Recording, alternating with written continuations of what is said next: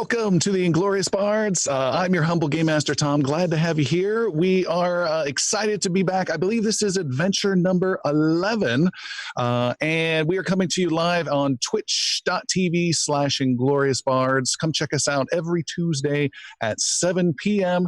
And you can also help support the show by going to patreon.com/ingloriousbards. We have a lot of bonus content available there. And we're also available on every podcast service that's out there, which you can find going to the website ingloriousbards.com. All right, without further ado, let's get a recap of the adventure from Jeremy. Okay, so last week when we had started the adventure, we were right in the middle of a huge fight with some Spriggans who had apparently slain a messenger of Nakor. When we went through his things and loot, we found that he was holding a very special key, kind of a silvery key with magic floating off of it, and a message that was indicating that this key was on its way to Azamir and that it belonged to the Nakor vault. So that was a big thing. And then Jix wanted to head back to his house to convince his folks really to see if they could get House Summerall to partner up with some of the other houses. Did not go over well, and the adventures continued to figure out where to go. We went on with a couple of different ideas. We talked to Senator Greyer. Well, we didn't actually talk to Senator Greyer. We sent him a note indicating that the wolf was coming and that he was on the hunt and that the gray wolf was on his way. After that one was taken care of, we then decided to follow Jix's map into discovering where the Nexus key was. We've got one key, might as well go for another. He took us to the pits. And I didn't want to mention it, but I suppose Xander turned into a bug a couple of times, a big giant beetle. Did nothing in the first battle other than scare a few people. But when we got to the pits, he was a giant ant that crawled down the side and took a couple of the adventures with him. So now we are inside an ancient temple buried way deep under the ground in a huge pit. And now, let the adventure begin! In the world of Varen lies the Kingdom of Navarre, a place of grassy hills and thick woods. On the west coast of Navarre is the great city of Mirskan. To the west side of this city in the slums, two large pits disappear deep into the ground. Beside one of these chasms, called the Deep Pit, is a crotchety old man sitting on a stool and looking down his chain into the darkness below. 120 feet down this huge shaft are the crushed remains of an underground city left to ruins. Exposed on the side of this chasm is the opening to an old temple of a forgotten god. Cries of battle and explosions of magic can be heard coming through the dark opening into the temple. Deeper within, we find a long chamber carved out of rock and littered with the bodies of sand creatures. Our heroes stand tired but bravely beside two other adventurers they just rescued. Xander lowers his hands and stares at the young lady standing before him, a halfling thief who was cornered by a terrible creature just moments ago.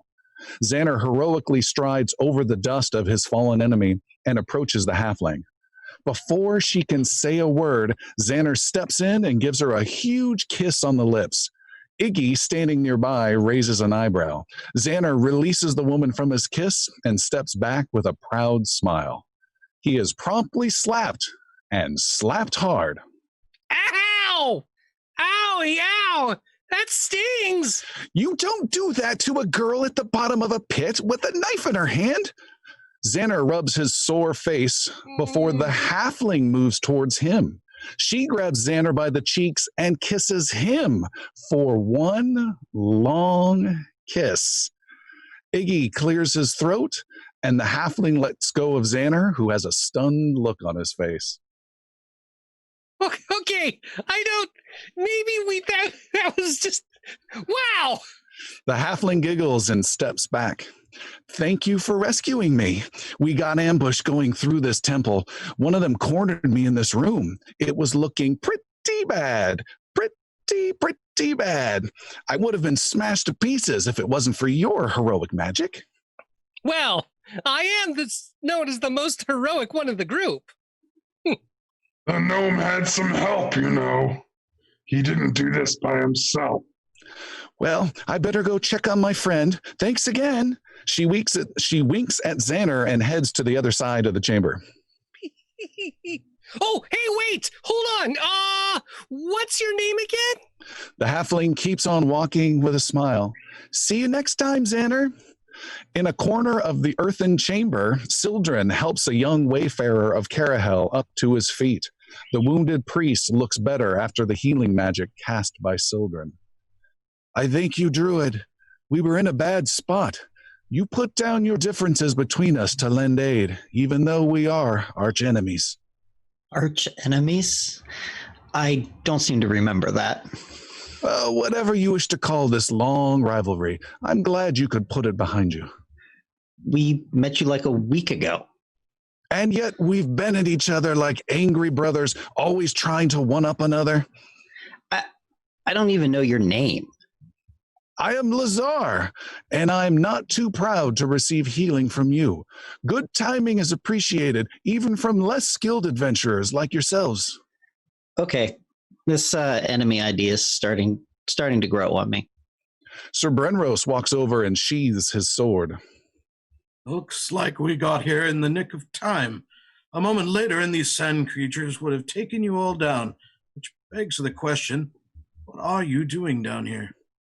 I assume the same reason you are here, to recover the Nexus Key. And I also assume the stone marker under the amphitheater that we Guardians found first, it obviously led you here to steal our treasure. Or perhaps you just followed us. Now, I wish I had that heal back. Lazar, where does this Nexus Key go? Well, to the Nexus, obviously, a powerful item of quite some value. And what does this Nexus do? Well, it possibly... The halfling thief walks over to check on her wayfarer. You okay there, Lazar? I will survive. My magic is spent, but we will return in a few days to claim our prize. The wayfarer addresses the heroes. I trust you will take your leave of these ruins and not attempt to steal our treasure while we are gone?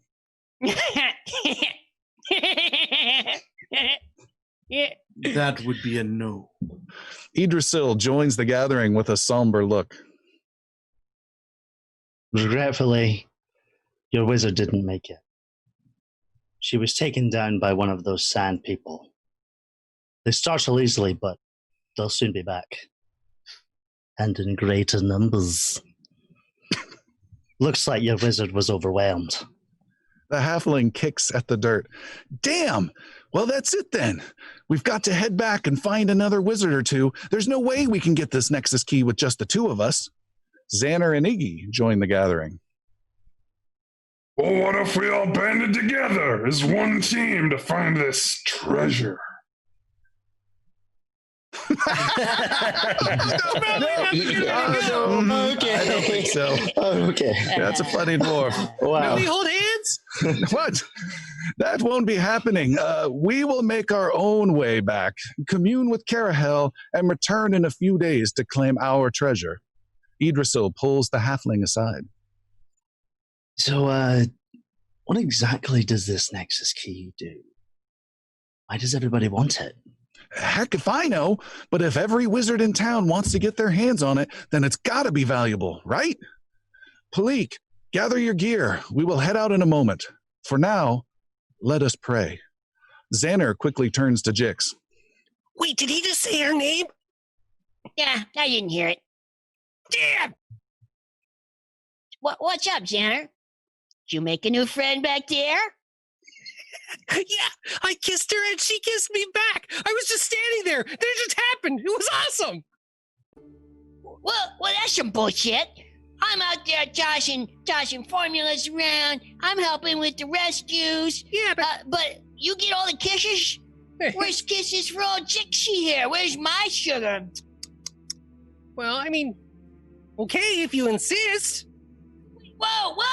Don't just hold still. Get off me! Stop punching me. Away! Just get very close. I need an adult. I just need a little bit. The Wayfarer and Thief gather their fallen companion, nod to you heroes, and make their way back out the temple. Xander rolls to grapple. Make an athletics roll, Xander. This takes a weird turn right off the bat. Oh no. It's Oh, I hope so. 15. Jix, what is your athletics? Let's see here. 10 plus your athletics. That's 20.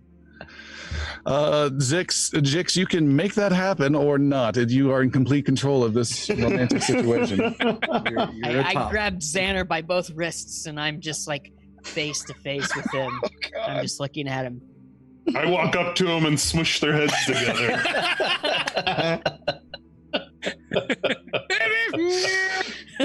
This is not appropriate. Sir Brenros, manager of HR, steps in. I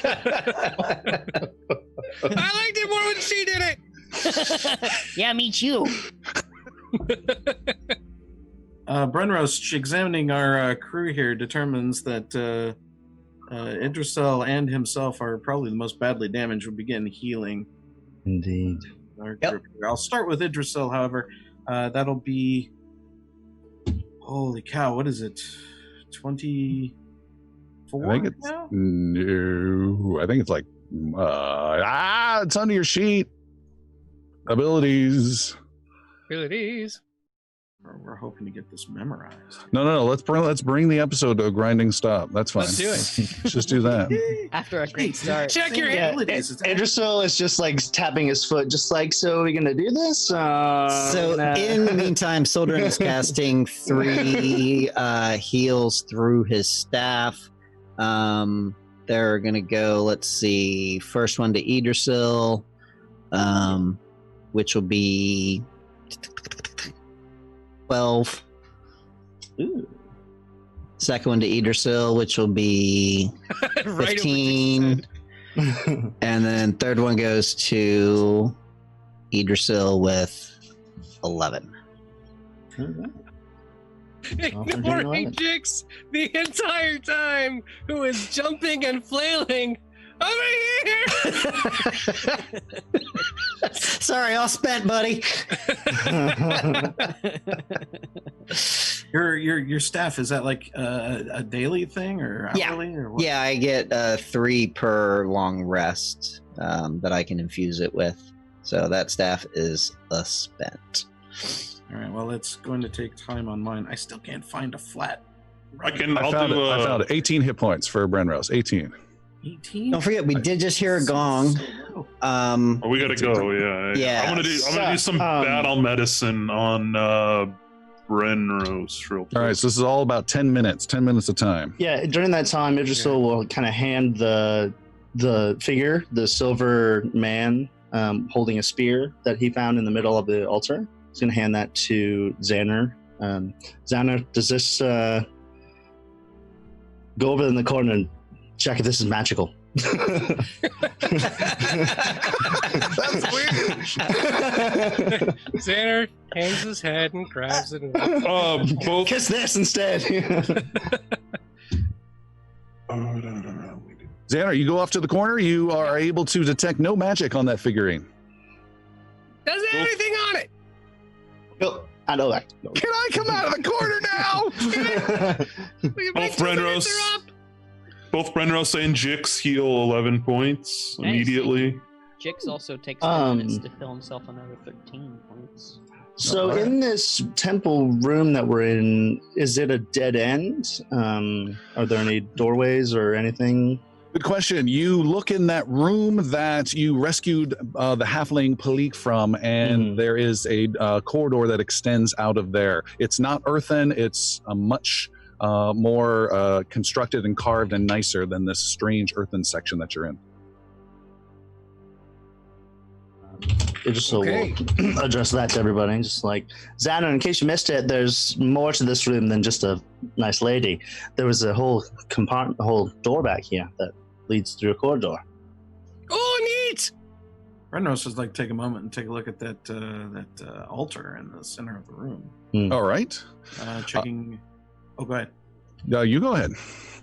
just checking for markings and seeing if these things were like piled around it and kind of, moving about it in any particular fashion. If they make a religion roll.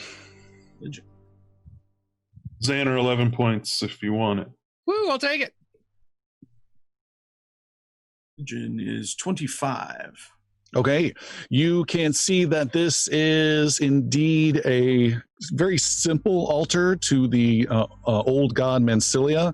It has not been used in a long time, and you would reckon that the figurine Idrisil took has been there for quite a while. Okay. One that caused the gong to go off? Negative. The timing was not connected. Totally. We're blaming him anyways. There is a lever. Dong. Okay. Are we ready to go deeper? Yeah, let's go through the door. We do need to find this This key. is my favorite room. I've had the best memories in this room. Idrisil will begin put the first put Jix the altar. reaches for Xander's hand. Put the figurine away in my pack and then Okay. head down the path. All right, Idrisil, you take the lead and you go down a corridor that starts to widen and widen and widen as you go further deeper into this very long temple. And you approach an opening to a wide open chamber that is bitterly cold. You see your breath in the air as you approach this chamber and can spot a blue sheen of ice across the floor. The room is 250 feet long, about 80 feet wide, 20 feet tall. There are long rows of what can be described as benches, but they're made out of ice formed out of the ground that lay stretched in long lines across the ground as though this was once a grand meeting area. In the center of the room, kind of maybe 2/3 away from you, is the only source of light, a rotating crystalline cluster floating in the center of the huge chamber. The bluish white light it casts is dim and makes the icy floor look eerie. In the eerie blue darkness, you see no other doorways. You do spot, not too far away from the crystalline cluster in the center of the chamber, what looks like the sides of a well made of ice. 3 small steps rise up to the top edge of this well. So, who's first? Whoever has the best footing, I imagine. Whoever can Right? keep balance the best. I'll go. I'm pretty balancy. No, I'm not. Let's not kid ourselves. Igno will walk into the room. All right, the footing's not too slippery and it's very solid. There's no breaking or thin ice or anything like that. And you're able to take a few steps. And then there is a pulse of brightish light from that crystalline structure as a jagged shard of ice is flung from it all the way across the room at huge speed. And Iggy tries to dodge out of the way. Make a reflex save of 22 or higher. Iggy, look out! I fail. 17. All right. It impales you for a delicious amount of only 15 points of cold damage. And you're just shredded and icy cold. And you pull the jagged section out and throw it to the ground and step back out of the chamber. Again, as Xander continues to tell you to watch out. Xander, fireball. Oh, okay. I can do that. Real quick, though. Who's going to go next? What do you need me to do? I just need you to come here for a second. Xander's going to walk up to you and touch you as best as he can, probably on the side of your thigh, reaching up to your thigh. I don't like the theme of today's episode. I know. Lots of touching. On the inside. And Xander will cast for the first time Resist Energy.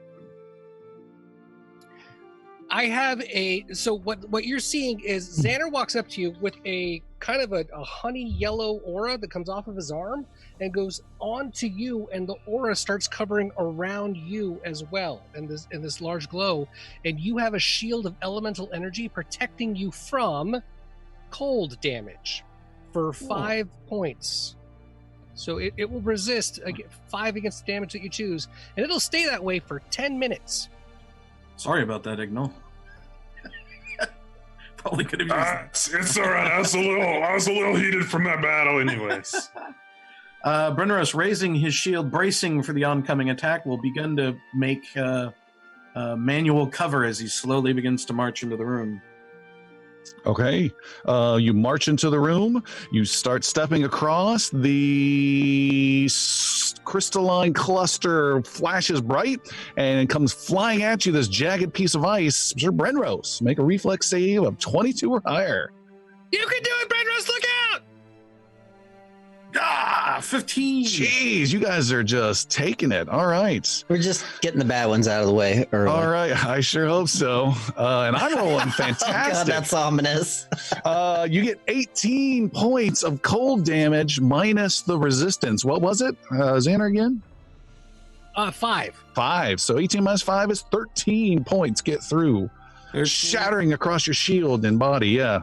Does the shields prevent that kind of damage? I've never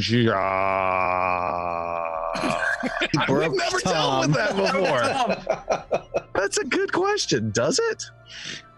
Attacks do. Let's say yes for reflex. I think that makes kind of sense. You can hunker down The before a thing fireball or whatever. bursts across the shield. It gets reduced to 3 points of damage then, of which my shield and I will share in the damage. Nice. Nice. All right, what are you doing, Brenros? Your eyebrow is just a little Jack Frosty. Yeah. I'm looking for cover in the room. The light's not too great in here, as I understand. The light is not too great at all. It's kind of very darkish. You can make out silhouettes of things. The only cover you can see are these long rows of benches, maybe 50 feet long to the left, 50 feet long to the right, and then maybe 10 feet forward, there's another stretch of them. And you're about 20, 25 feet into this room. Probably the crystal, is it over ground or is it hovering in the space? How's it? It's hovering above the ground at about maybe 90 feet away from the entrance. Okay, I'm going to start And drawing. it appears to be moving a little faster now that you're in the room. A little faster. No. Rotate. This crystal seems to be moving faster, and I start to move more to a flanking position, trying to get some sort of cover, probably from the bench, but more kind of the issue of drawing fire from it, if you will. So I'm facing it, but I'm moving off to the side. Fireball! And I'm going to point to the crystal. All right! And Xander will cast Fireball. All right, Xander, you launch a huge fireball over Sir Brenros. It melts the ice that was in your hair, Brenros, and goes flying past you. Roll some damage. You auto hit it, fails its save, so roll your damage, Xander. 24 fire damage! With a huge explosion, the crystal shatters in multiple chunks. They all go flying backwards against the far wall. There is a reverberating boom, and the crystal shard is gone, and the whole room's lit up, and then it gets dark again, and even darker than before. There is no crystal structure anymore. We should have done that earlier. And gives that kind light. of... That seems a little easy, doesn't it? Sildren will pop up. He'll use his Aeon watch to provide light for the group. All right, there's a little bit of light from behind. Ignal wants to go up the room, but wants to go on the left side, trying to take cover behind the benches. All right. You go from bench to bench to bench. You're looking around. You see nothing out of the ordinary. You see no movement. And everyone's just kind of watching you for the inevitable destruction of Iggy through ice spears, but nothing happens. Jix hasn't even come into the room yet. He's still just looking around the side of the door. Oh, I'm sure Jix is last. I'm guaranteed of that. Yeah, I guess Sildren will go in too then, and guys, I made some ice skates. Idris will go to the right. Okay. Xander's going to go straight to where the crystalline structure was. All right, you guys are doing Navy SEAL stuff of hunkering down on left and right side, going bench to bench to bench, looking, going, yeah. And then Xander just, starts skipping down the middle section. He goes past Brenros, and Xander, you go to where the crystalline object was. Is that what you said? Yeah. All right, there are several chunks of it. The biggest one is about 4 feet wide, and maybe, I don't know, a large melon in diameter. Just big crystal structures that are on the ground. It appears to have no power of any kind and no intent to harm you, and it seems inert in every way. I feel almost guilty about killing something so pretty. It was hurting us. Look at me. Look at Brenros. I mean, I know that, but why was it here? Who cares? It's one of those things that was in the thing that talked about the stuff. Probably. In the column with the paper and the words. There is another deep, distant gong sound. Louder than it was before? Yes. Okay. Is there Unsettling. a Drums in the further corridor? There is no doorway or corridor that you can see. You've checked your whole side, Idrisil, and you don't see anything. And you run into Iggy on the far wall, and both of you just kind of shrug. So there's just that well there. Yeah. That wellish looking thing, yes. Want to And drop a fireball down it? Not yet. No. Mm-mm. so looking in it, it's a passage down. You look, it's looks like a well that's made of ice, but it has a couple of icy steps that go up to it. There is a lot of hot air rising up through this well, and then that's causing the sides of it to drip water down below. And you can see about 25 feet down is a floor to a lower section, and there are the charred remains of a wooden ladder that is down there that looks like it may have been caught a bit in the fireball from Xander. But no man with a gong down there. There's no man with the gong. And speaking of Xander, you seem like you are in the groove. Like a jazz musician who's getting everything right in the pocket. Things start feeling really good for you right now as your core elemental magic is infused by the magic that is left in this place. You gain +2 to all spell attacks and all spell DCs until further notice. Wow. Whoa.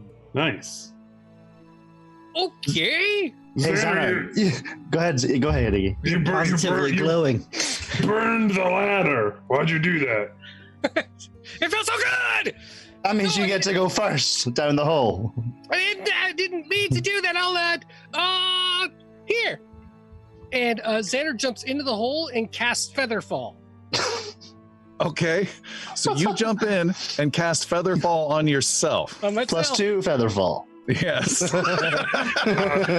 Who It has doesn't a go anywhere. It's just You have to push him down the well more. keep coming He up. keeps coming up. You get a plunger. It's This whack is just Xander. easy. Gotta flush that gnome down. who has the rope? I have We some can rope, use mine. or use Jix's. Mine's tied up in my shield. Jix pulls his rope out. All right, Xander, you alight upon the ground gently with your Featherfall magic. Look with pride as a rope falls down on top of you and starts curling around your head and then slides off and falls to the ground. And then I'll watch out as Sildren comes down.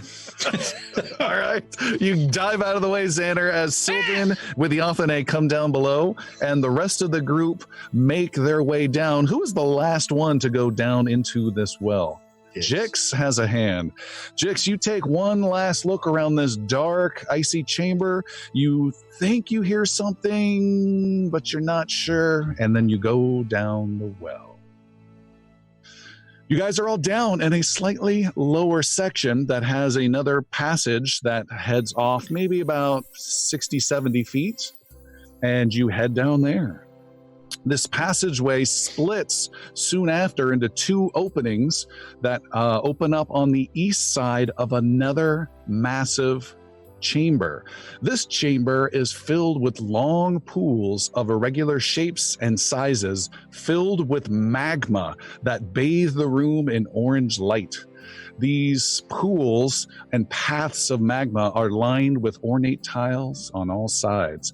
The molten material oozes up in the middle of each of the pools and then kind of undulates and spills towards the edges, but it always disappears under the tiles before ever spilling over the sides. The air is stiflingly hot, yet barely breathable. At the far side of the chamber is a big 25-foot tall set of double doors made of iron.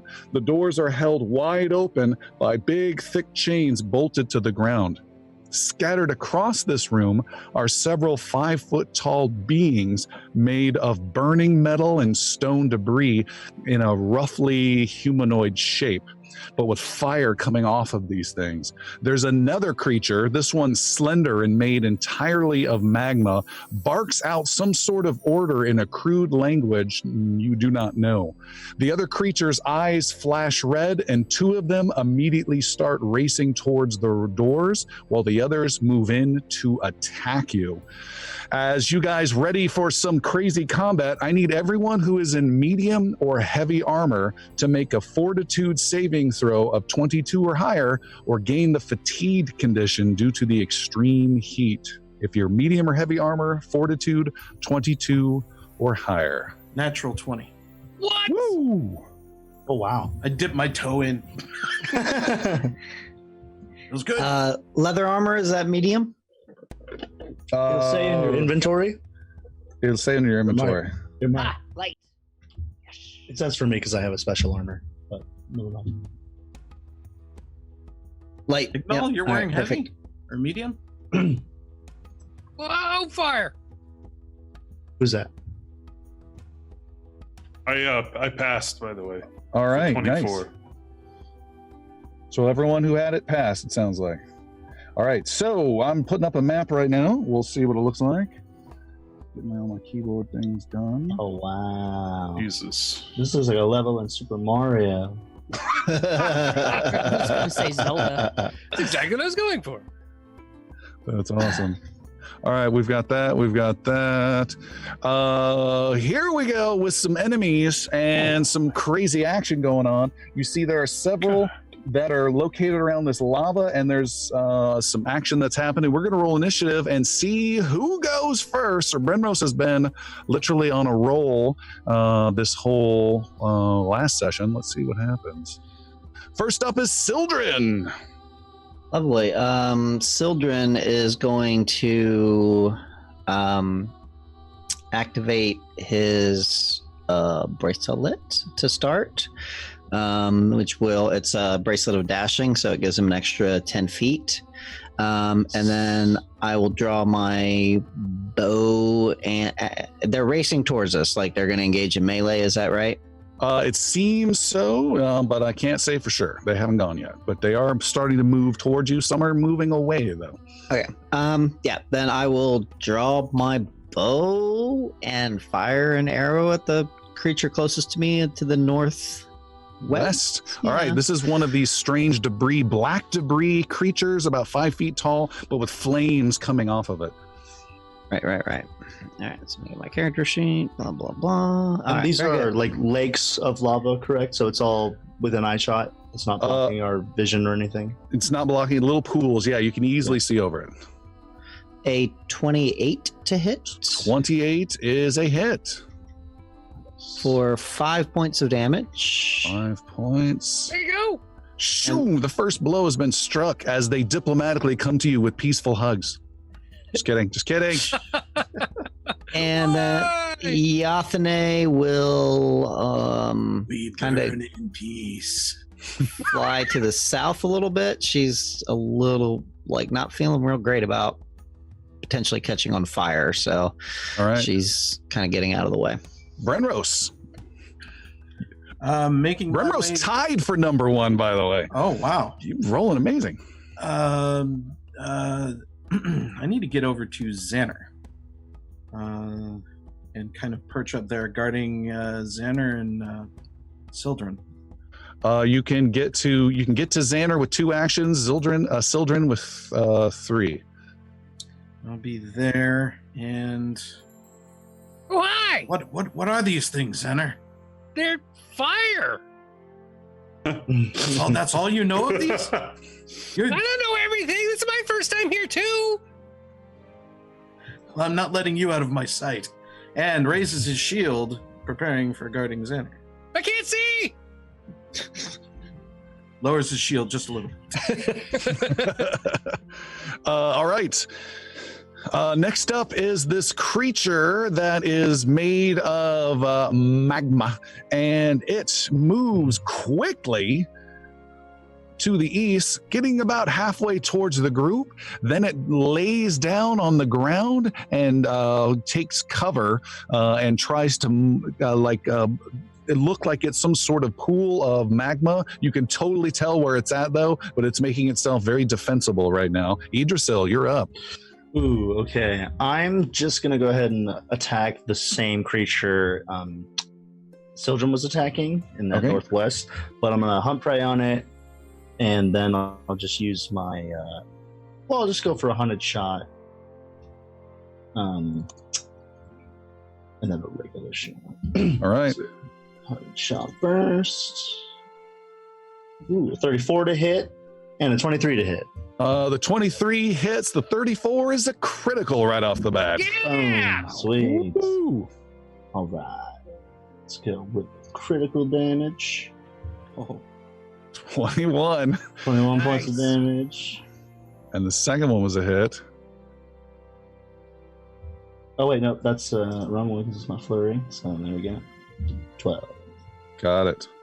All right. Shoo, shoo. 2 arrows fly and hit hard. And you have a action left, I believe. I do have an action left. I'm going to go ahead and strike at it once more. Fire another arrow. These arrows are absolutely not recoverable. Yeah, that's fine. Last is... Did I... Oh, sorry. Let's try that again. Total of 20. Total of 20, I believe, is officially called a miss. It flies through, hits the flame part, but doesn't hit the rocky stone debris of that creature. Xander. Okay. Xander will bust out his staff, the staff of evocation, and cast Ray of Frost. Ooh, how far is that? That's a big one. 120 feet. Yeah. They cast Ray of Frost at the guy that's a pincushion with arrows at the moment. All right. That's all your actions, and that's an attack roll, I believe. Let's say that. Don't you have the spell? Or did we totally get rid of it? Got rid of the spell. I just have the... Fantastic. It's good for us. All That right. went well. It was a good choice. Right. Make a spell attack roll. I'll bring it up. I will. Yeah. 22. 22 clips the creature. What level is this cat? This is a full-on cantrip, right? It's full on cantrip. That's 3d4 plus 4 points of cold damage. Sweet. Yark. Woo.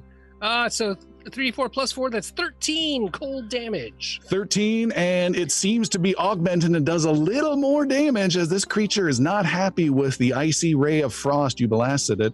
Got it. Xander is done. That creature is, some of its flames are starting to flicker away. It's not looking so fantastic. Jix, you're up. You're on the far south of the group. Yeah, Jix looks around, kind of bewildered. What was I here already? What the hell's going on here? I didn't prepare for this. I don't even have any frozen slushy alchemy potions. Don't use your fire potions either. Well, I didn't prepare any. Jix pulls out, Oh, what does Jix pull out? Pulls out Papa Spidey Phlegm. And What? What is it called again? Papa Spidey Phlegm. Papa Spidey Phlegm. I Okay. think it's greater spider venom, maybe in real life. All right. And spends 1 action to pull it out, 2 actions to pour it all over his sickle. Okay, you're putting a And nasty poison on it. Get ready. Okay, Jix is ready. prepped. Next up is not Iggy, it is all the rest of these creatures. The one that's been hit over and over again attacks back at Xander, who hit it with the cold, and it lobs this small little rough boulder with fire flaming off of it called an ember ball, your range. But you can see this guy is like throwing his arm out trying to reach. He has it doesn't have a great range. He throws it far. Ooh, this still looks good. Let's see, 24 minus 6, 25 to hit. Oh, it does hit. Can He Brent hits you- back it with his shield and send it back? He's doing 8 points of damage, bludgeoning damage. Sir Brenros, you doing anything about that? Yeah, I'll step in certainly and block 7 points of that. No, 8 points of that. Okay. 8 points get blocked. And I can't see. It's just dung. And that's all. We're going to say that's all, except the creature then on second one comes flying your way, and it's a 17 misses, and the creature then moves. It doesn't move that fast. It then moves, kind of trying to get as much magma between you guys and it as it can. Another one of these creatures stays where it's at. The one on the bridge stays where it's at, and then 2 of them race to the west towards the open doors. Dun, dun, dun, dun, dun, dun, dun. I feel like they were good. And Iggy, you're last one up. Jixie, what'd you just do to your sickle? I lubed it up with a little something, something. You little Dickens, you keeping secrets. Give Jix a real bad look, and then I want to race across the bridge there Okay. and go south, and as far as I can go. What's your move speed? 25, so I can go 75 feet. You can get to the creature, or are you heading somewhere else? No, I don't like the looks of him, so I'll go north. Yeah. You can get that far. You're racing around between these different sections and head up north. Yep. Done. Sildren.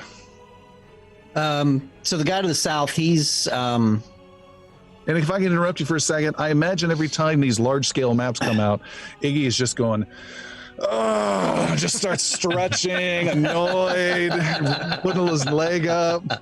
Yeah. Doing hurdles in place real quick. And then Seth, out of view of the camera, is giving Tom the middle finger.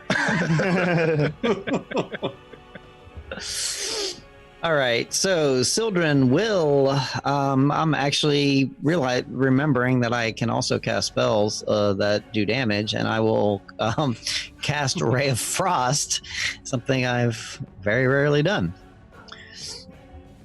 What are you casting it at? That's a good question. How far away are the guys that are running towards the chains? They're in the 240 range, 200 foot range.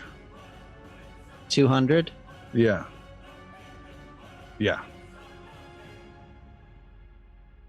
Ray of Frost, I think, is 120, so that won't reach. Well, it is, but okay.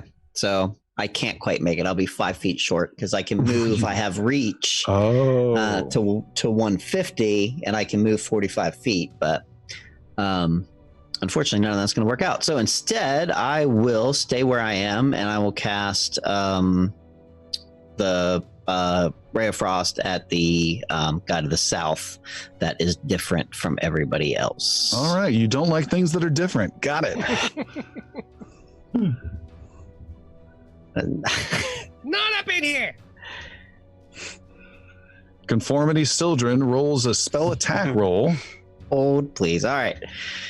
I am attacking. Why the fuck? Why is that not working? Hold, please. It's all right. It's the first time we've done this. Ever. Yep. It's Well, my spell roll to actually roll, it's not working, so I'll just add 12 to this roll.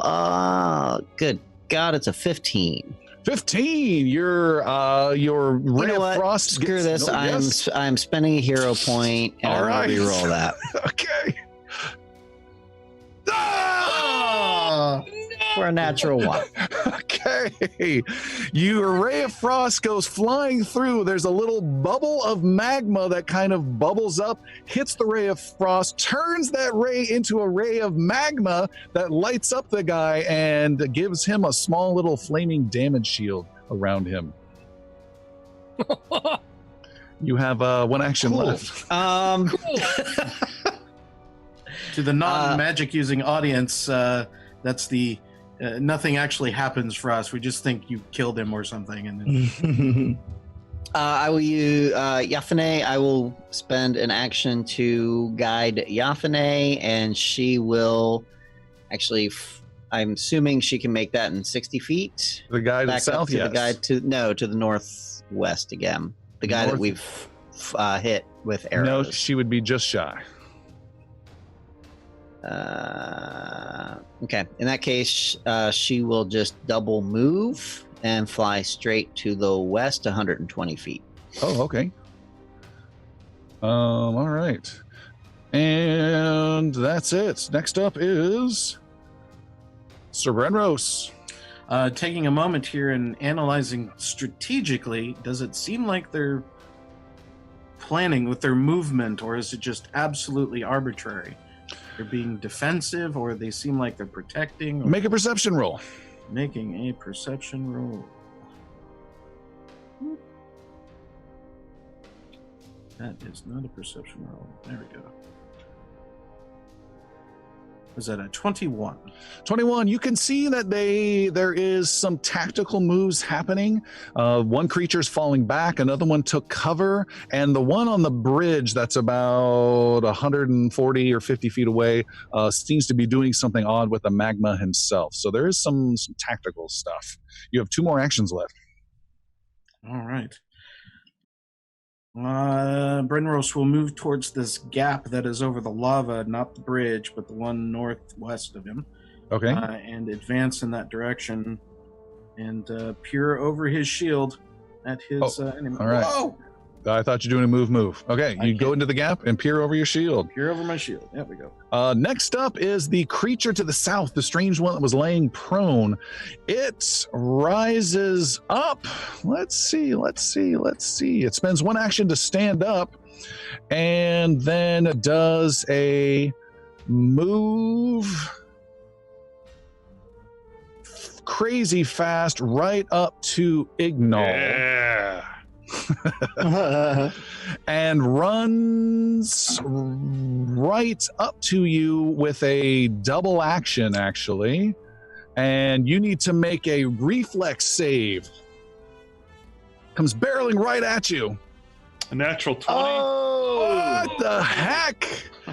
With a natural 20, you do not get affected by this crazy ability called Burning Rush. On top of that, the creature went so fast, it blew out the damage shield that Sildren put on it. And that is its whole turn. Idrisil. Ooh. Way to go, Iggy. Juked. Yeah. Is the creature on the bridge doing stuff with his hands now in my way? Or is there obstacles in my way now with everybody? To see the creature on the bridge? Yeah. Definitely doing hand stuff. Yes. Iggy and the other guy are in the way. Damn. Okay. I'm just going to stay on my original prey. Okay.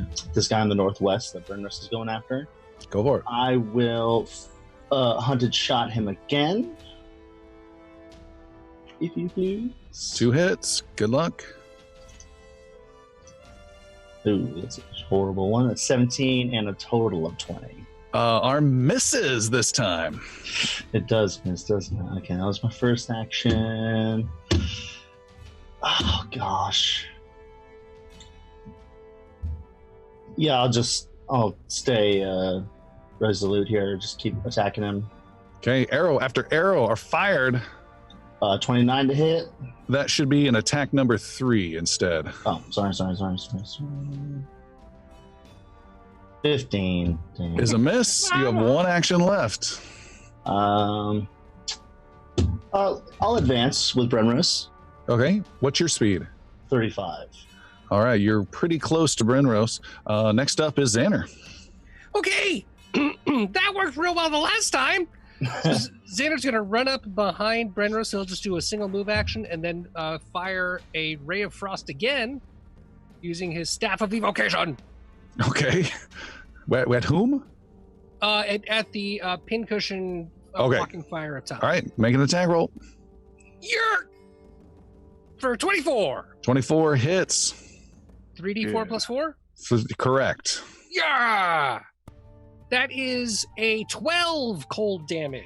12 cold damage, and the flame goes out. There's this standing bipedal section creature of rock and debris and metal just standing there solid, and then just all falls over as one piece and crashes into a million little pieces, and it is gone. Oh, I wish Billy could have seen that. Well done. It just so gets a little bit of that breeze from Xander's Ray of Frost. He's like, oh, thank you. Jix. Jix pulls out some Zoom juice and knocks that back for a plus 10 speed for 10 minutes. So that's 2 actions. Wow. And then he wants to head up towards the bridge and cross the bridge and get as close to Iggy as he can. What's your move speed? 35? All right, that gets you almost across the first bridge there over the magma. All right, next up are the debris creatures of fire. The one that is kind of holding the pass in the middle does not move.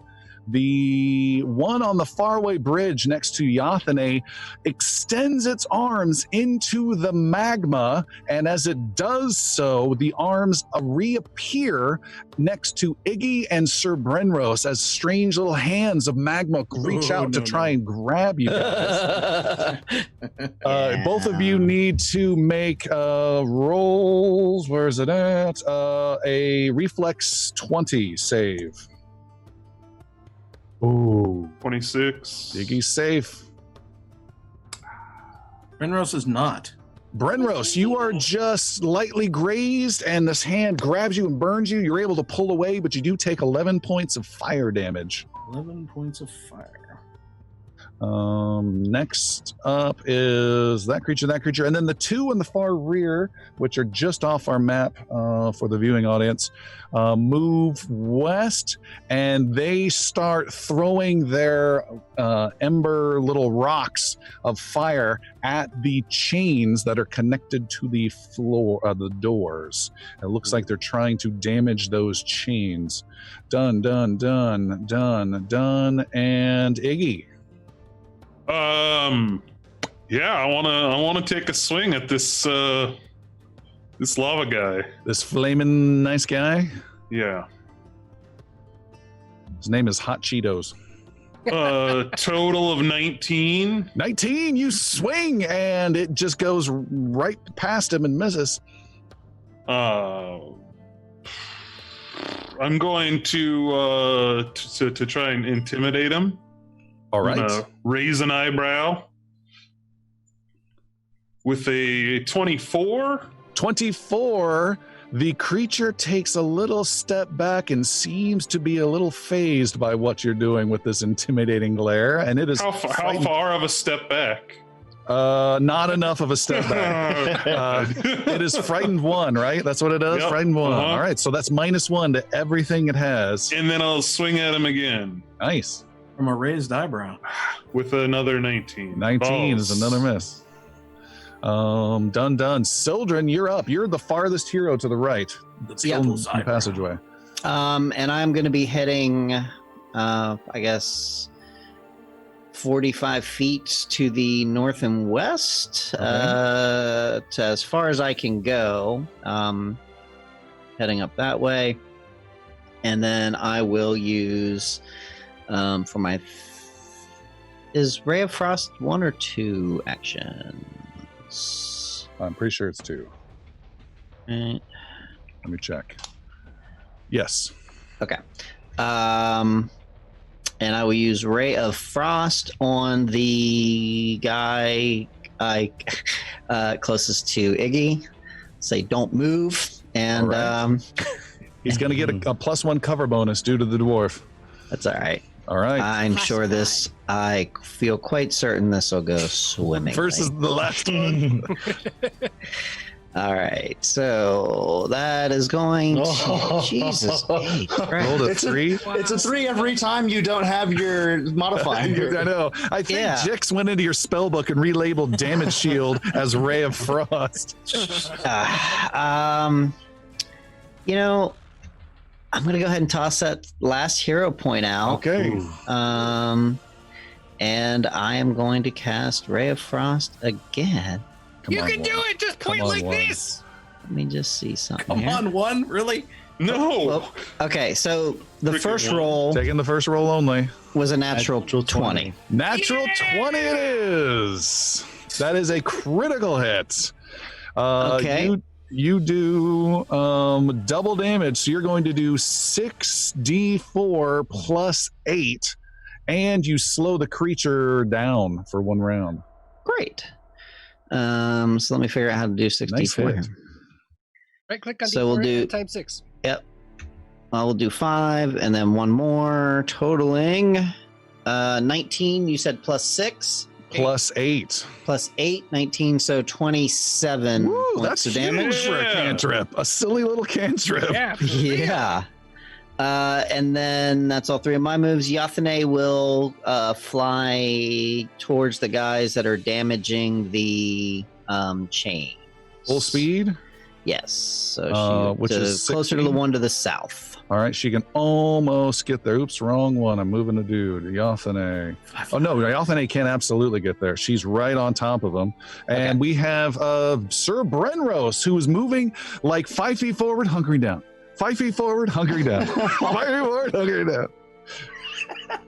I have the turtle mentality, which I need to break away from. So, analyzing this small gap in the lava, does it look leapable? What small gap in the lava? There's no such thing as the little Just one. north of Iggy, there's a small gap to his northeast.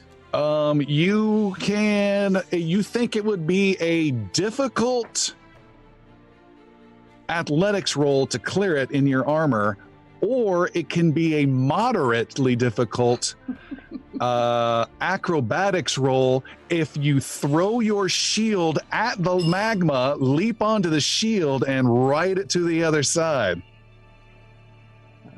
I need 3 hero points for that. I think it's just liquid. It could be water. It could be magma. He just doesn't like. We get the Leighton Frost effect. I'll just go right across.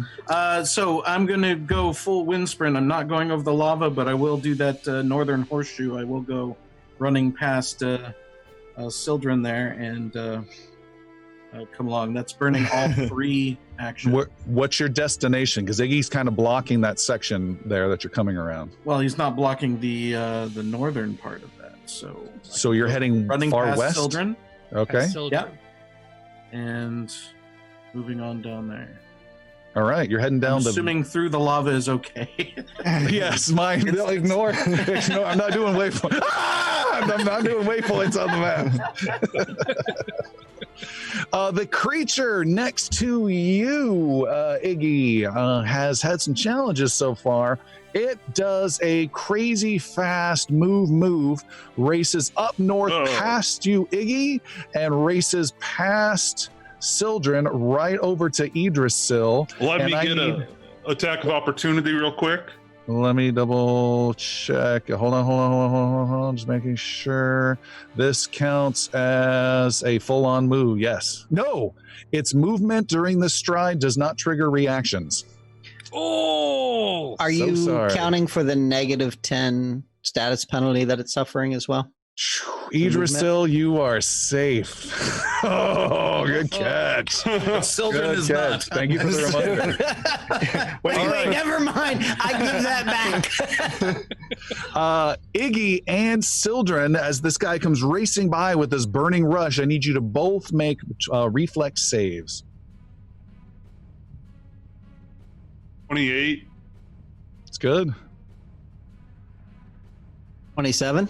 27 is good. You guys avoid the main impact. You do take some damage, but it's half damage. Oh my god. 2 points of fire damage are dealt to you guys. it burns! It burns! So I have a recent acquisition. Yes. On my left pinky, I have this big gaudy ring. Looks like a really bad like graduation ring.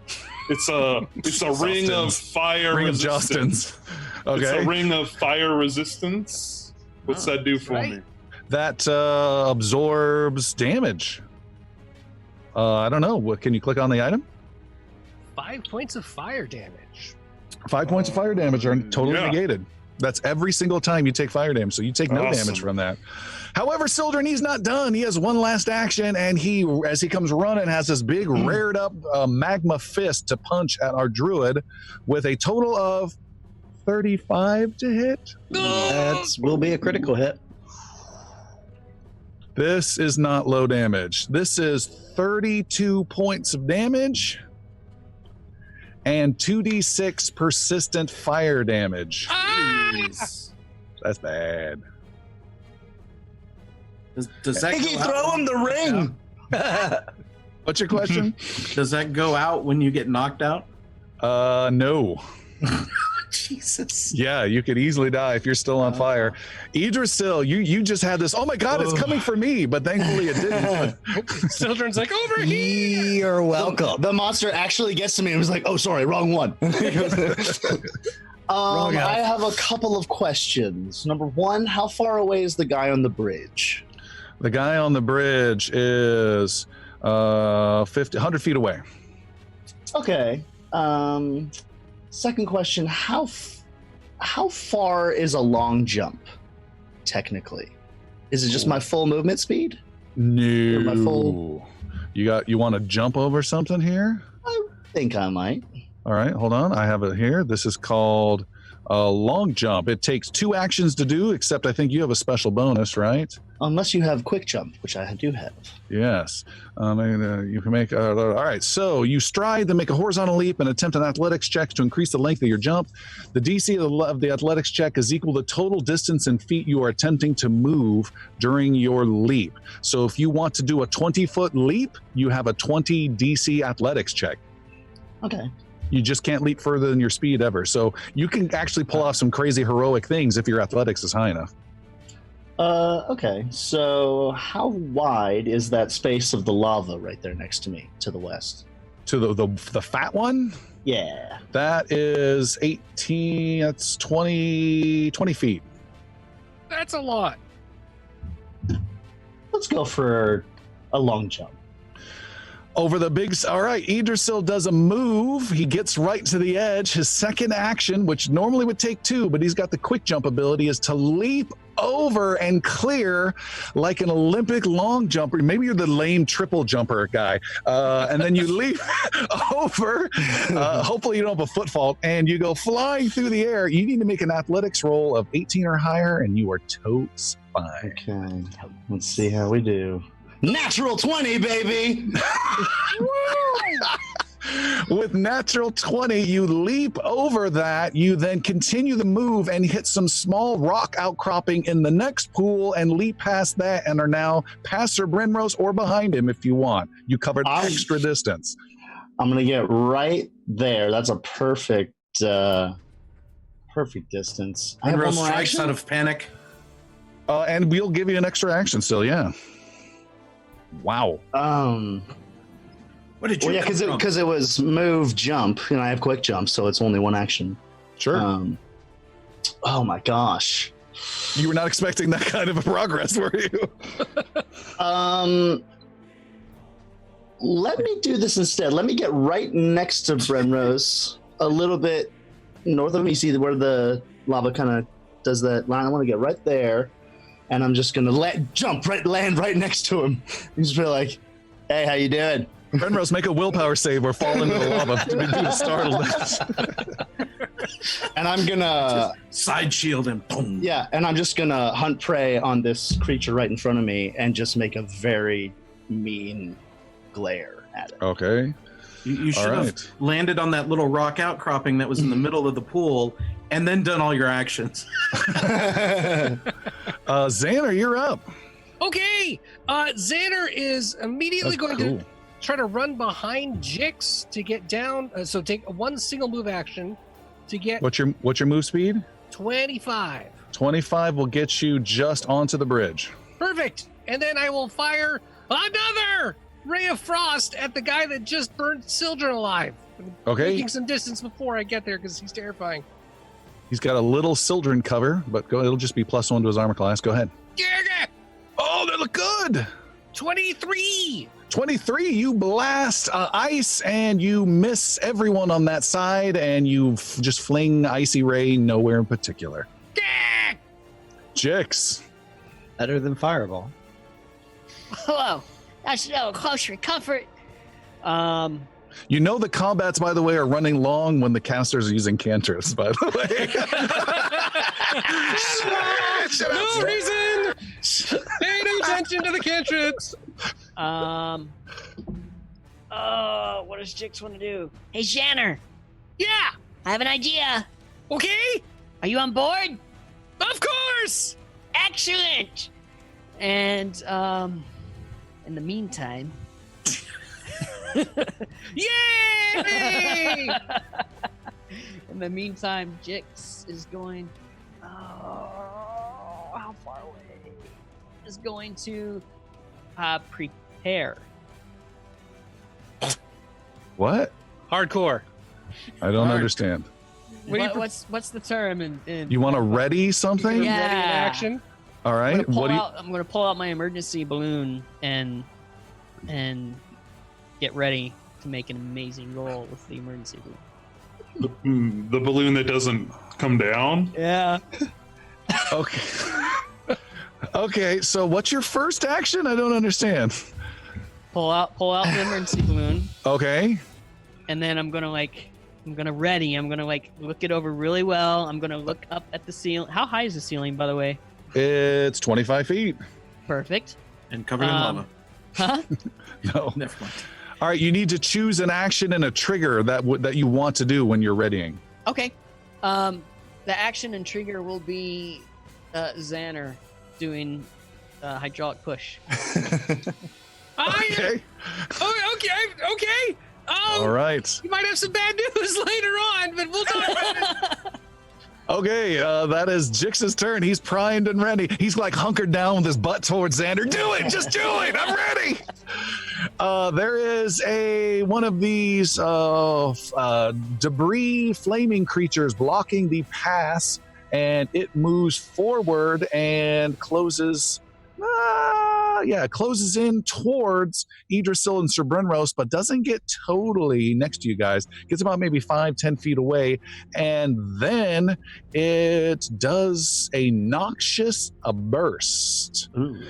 And it blasts forth filthy, garbage-covered flames in your direction, and debris it's on fire goes flying your way, and each of you need to make a reflex save, please. Is this gaseous, or what is this? Is this fire? Debris, flaming debris. I got a 2, so I'm gonna re-roll, or not a total of 2. I'm gonna re-roll mine though. I'll use a hero point. A little bit better, 21. 21, all right, Brenros? 15. All right, Idrisil, you were able to dodge much of this, and you take only 6 points of fire damage. Brenros, you take the brunt of it for 12 points of fire damage, but that's it. And the creature... Go ahead. Was it... Never mind, it was resistance to cold that Brenros had. Carry on. I knew there was a resistance from before when... Okay, carry on. Never mind. Carry on. Carrying on.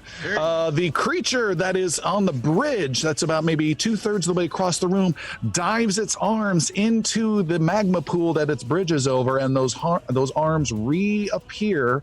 One of them reappears next to Iggy again. Ah! And Iggy, you were making a reflex saving throw as this arm comes out to grab you. 13. 13. You take 11 points of fire damage, and Xander, one of these hands, creeps up under the bridge you're at and grabs at your leg. Make a reflex saving throw. What is that? 23. 23. You take 5 points of fire damage, Xander. It burns.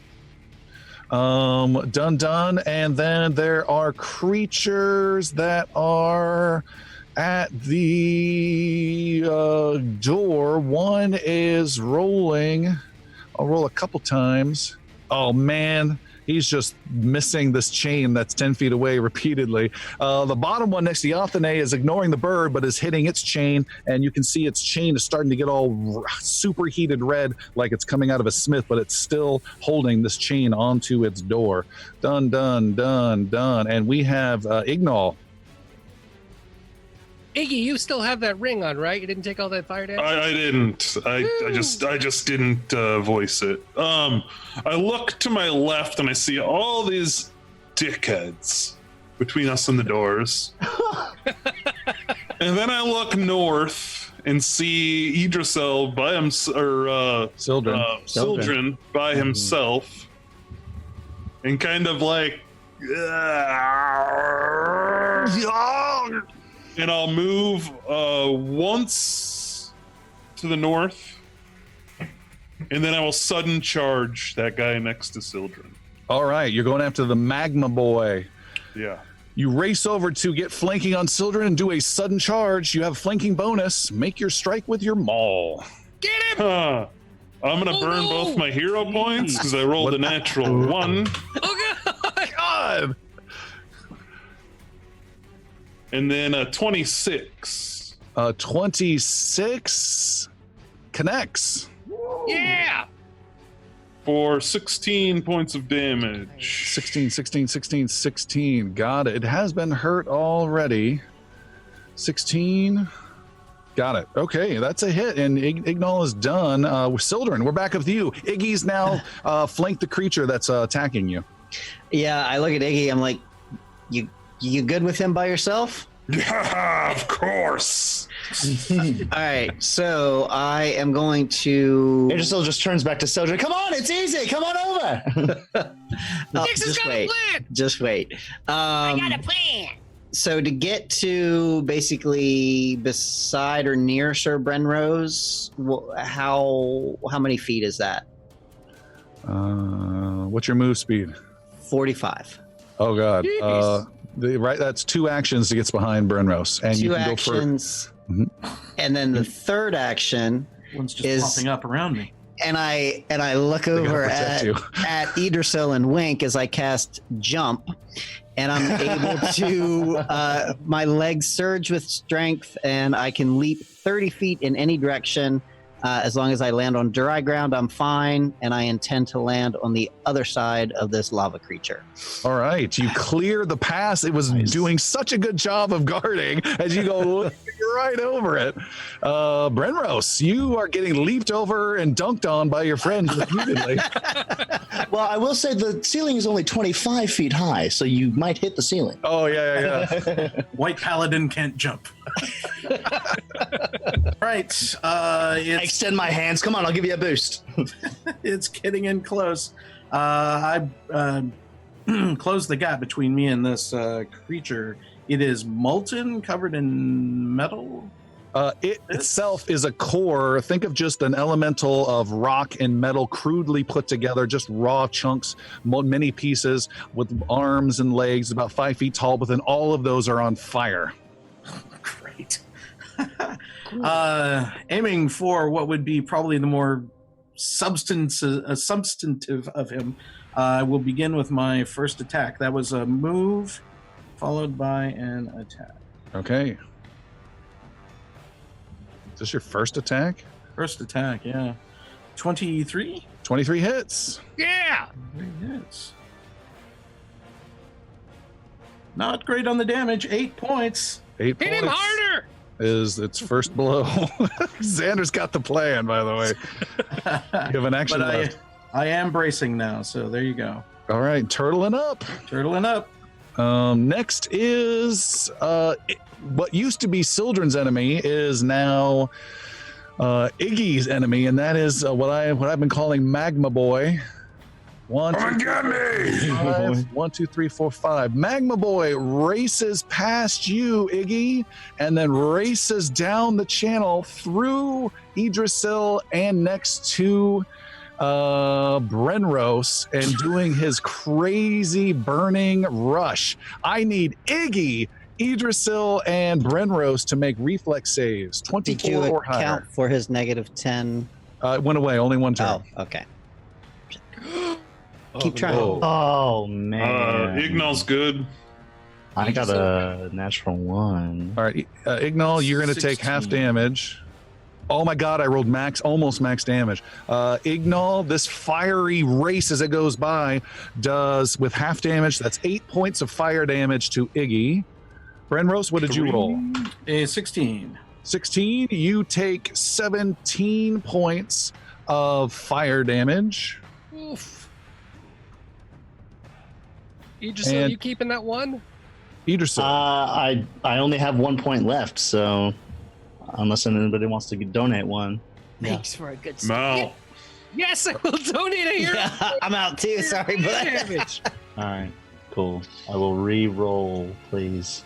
God, natural 20. Nice. You take no. You went from 34 points of damage to 0 damage. Wow. Good swing. But that was only 2 actions. It has 1 action left, and there's one guy who didn't get touched. It rears up a big flaming fist. Here it comes, Idrisil. A smack for 31 to hit. That hits. It is not a critical, but it does. You have been hit. Didn't someone have persistent fire damage of 2d6? Oh, that's Sildren. I don't. It doesn't ring a bell. Sildren, you need to roll 2d. I'll roll 2d6. You need to roll a 15 or higher to get rid of that fire. 15 or higher, huh? Just a natural 15 or higher. Man. Can I get a natural 20? All right, Amazing. you do take 7 points of fire damage, but then you immediately get rid of that fire. I mentioned this because Idrisil, you just got hit. You are hit for 18 points of bludgeoning damage, Oh. and you need to make note that you have 1d. I can make note for you if you don't know how. 1d6 Yeah. persistent fire damage as Okay. you are now burning. Fuck. And Idrisil, you're up. Okay. The striding fire lava girl, whatever her name is, that's my prey, right? No, the little guy next to Renros, about Oh, he is. 5 feet Okay. away. Yeah. Okay. Okay. I will. Oh, sorry. Let me get my damage here. Sort of. I'll do my damage after my turn. I'm going to introduce Lava Girl here to something called the Ring of the Ram. Okay. There you I'm go. just going What to does that do? use the Ring of the Ram. Oh, if you want me to pull it up again, yeah, sure. Excuse me. Hold on. Tardiness. I can cast this once every minute. The Ring of the Ram is a ram-shaped ring that I can cast within 60 feet. It's 2d6 per turn that I use of damage, and they have to make a fortitude saving roll of 22 or higher. And I'm going to use all 3 actions. Full big blast. on It this has to make a monster. fortitude 22 save. Is that what you're saying? That is correct. You're doing this against the bigger magma boy guy? I am. All right, this is the bigger creature. It has a decent chance of resisting. It got a total of 20. It did not resist. Oh, yeah. That is 66, and it gets knocked back 15 feet. Ooh, So you- damage. Hold left click. 1, 2, 3.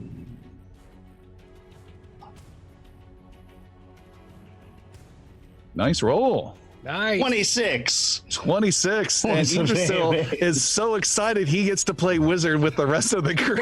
Yeah, well, okay, let me set the scene here. So Idrisil sees, does all this cool thing, and then Sojourn comes around, okay.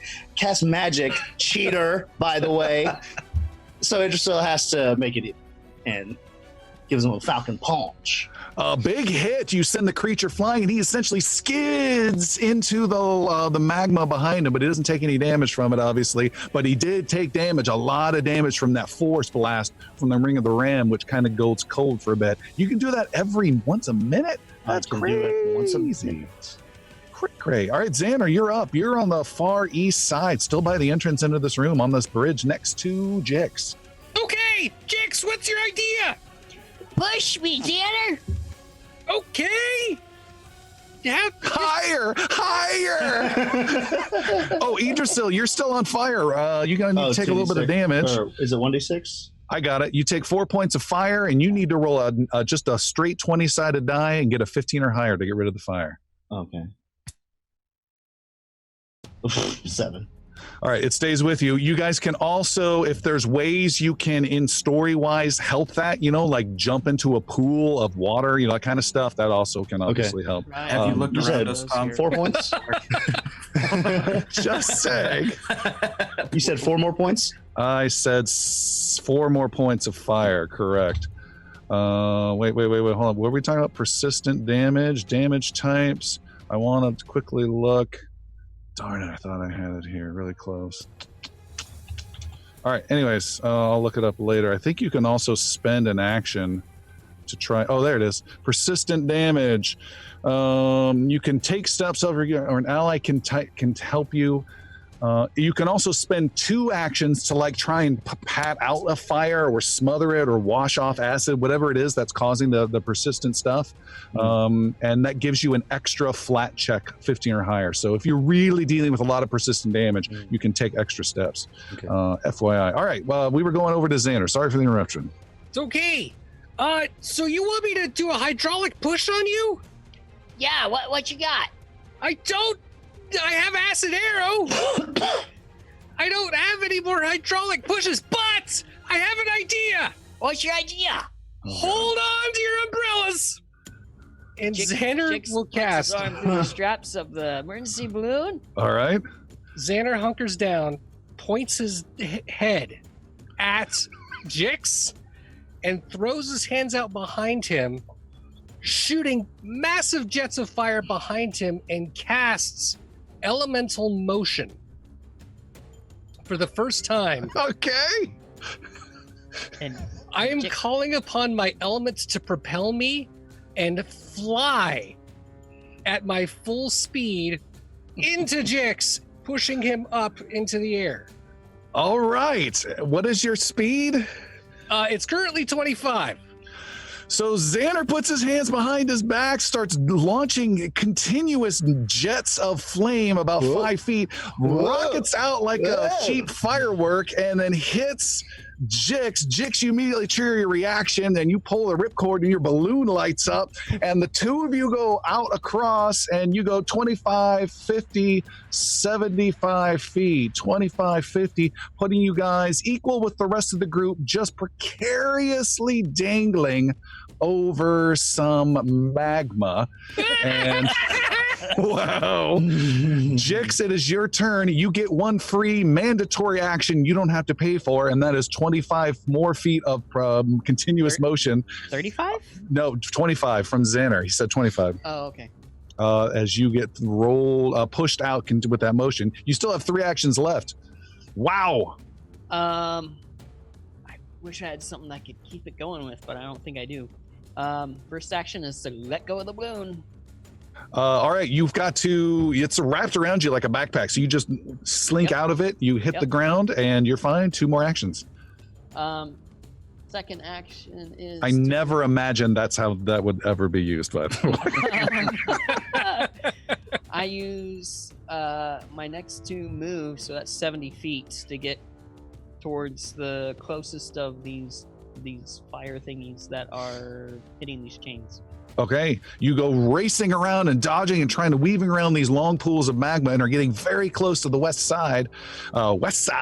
And next up is the smaller debris fire guys. We've got one that is right next to Brenros, Idrisil, and a little bit of Sildren, and it is going to do a noxious burst, and it is going to do a different one.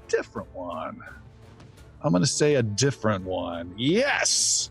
It belches forth toxic fumes at Idrisil and Brenros, and you guys need to make fortitude saving throws. Whee! Just like that. 18. So much saving. Okay. And fortitude. That's not good. All right. What did you say I needed? I didn't. Damn. I will spend a hero point here. Okay.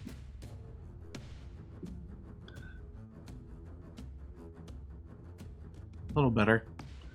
22. All right. Brenros, you pass and take only 2 points of poison damage. Idrisil, you take 4 points of poison damage, and you are sickened 1 from this toxic fume. It's a condition, right? It is. Since I rolled a success, it is considered a critical success. Oh, How does okay. that affect? You take no damage whatsoever. No damage whatsoever. All right. What is that ability? How did that happen? That is breath control. You just see, you hear Brenros and just kind of inhale as the toxic breath just washes over him, and nothing happens. Absolutely no damage then. And then the creature lashes out with a whip-like hand at you, Brenros, to hit you with its last action with a huge 32 to hit. 32 will succeed. Why did it do 3? Shouldn't be 3. I'll just take the first 2 dice then. That's 8 points of bludgeoning damage and 1d6 persistent fire for Brenros. All right. I got the persistent mark down for you. Persist fire. That's next round? That's at the end of your turn. We have creatures that are still attacking the doors.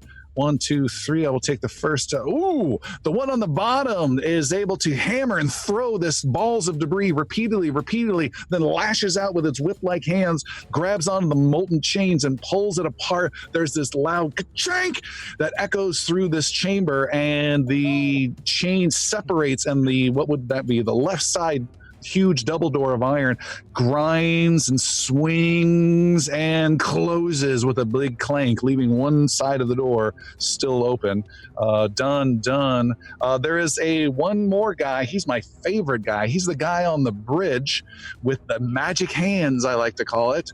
And he doesn't like the fact that a goblin just raced by him. So Jix, a little hand, since you're next to the lava, comes flailing out to touch you. Make a reflex saving throw, Jix.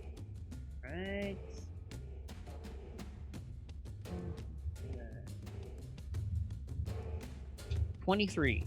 23, you take 5 points of fire. No, it's an all or nothing on this one. So you take no damage whatsoever. You dodge as the hand comes out.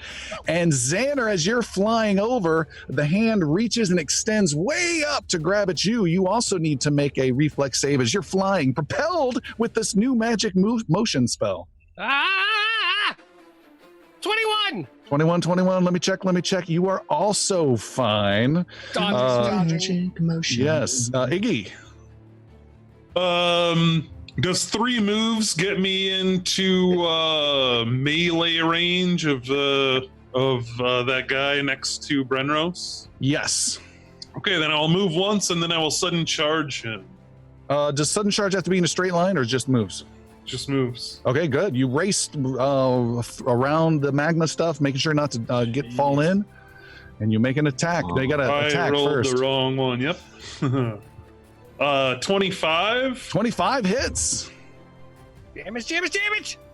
11 points of damage. All right, you hit him. He's still easily hanging in there, but Iggy joins the fight. Sildren.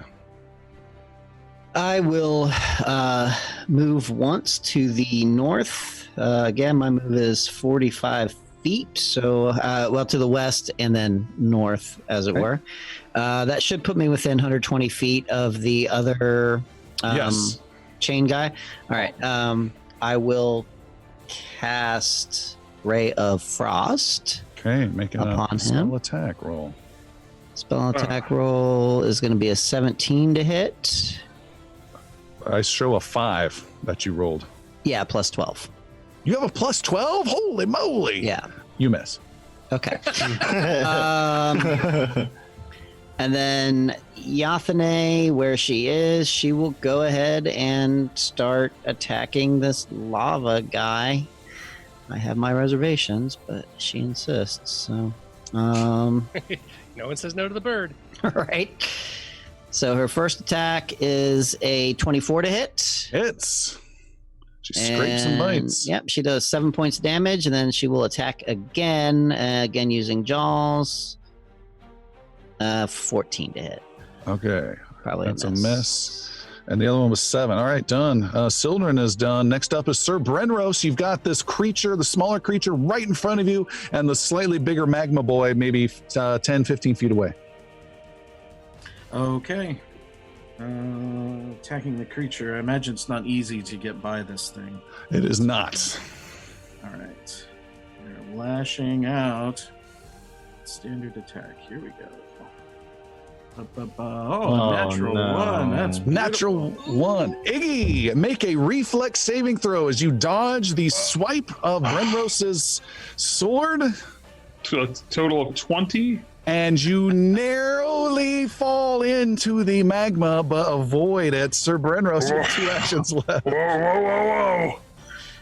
I must get it. Making second attack is a 24. Connects. There you go. 13 points of damage. 13. That's pretty good for Sir Brenros. Where is he at? There he is. Done. You have 1 action. And I'm shielding. Shielding up. The Magma Boy. He is going to step towards Iggy and then make a big melee fist hit for 32 to hit. That is a regular hit. Oh, that was a big one. That's 13 points of bludgeoning. And you are also now on fire. 1d6 fire. Oh, Persistent beautiful. fire. I will be, and I've been forgetting, I will be blocking 8 points of damage off of that and following with an attack. Before you do that, Brenros, you just realized in your old age that you forgot you were also on fire. You take 5 points of fire damage, and you need to roll a 15 or higher on a natural on a 20-sided flat 20. That fist attack, was that considered fire damage? Bludgeoning was the type. Still with me. 14. I'm out. I'm out. No, you're not out. No, Your I'm- hair is still on fire. Don't worry, I'll forget I was on fire. It'll be fine. So yeah, you block a bunch of that blow, and you get a free retributive strike. Free retributive strike.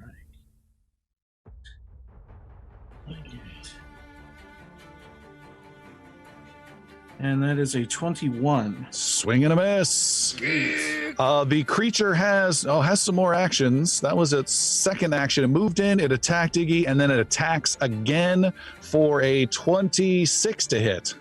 That hits. You are hit for 18 points of bludgeoning damage, Iggy. Jeez, man. But the no. Sorry, there's a weird math thing. It's adding the persistent onto there.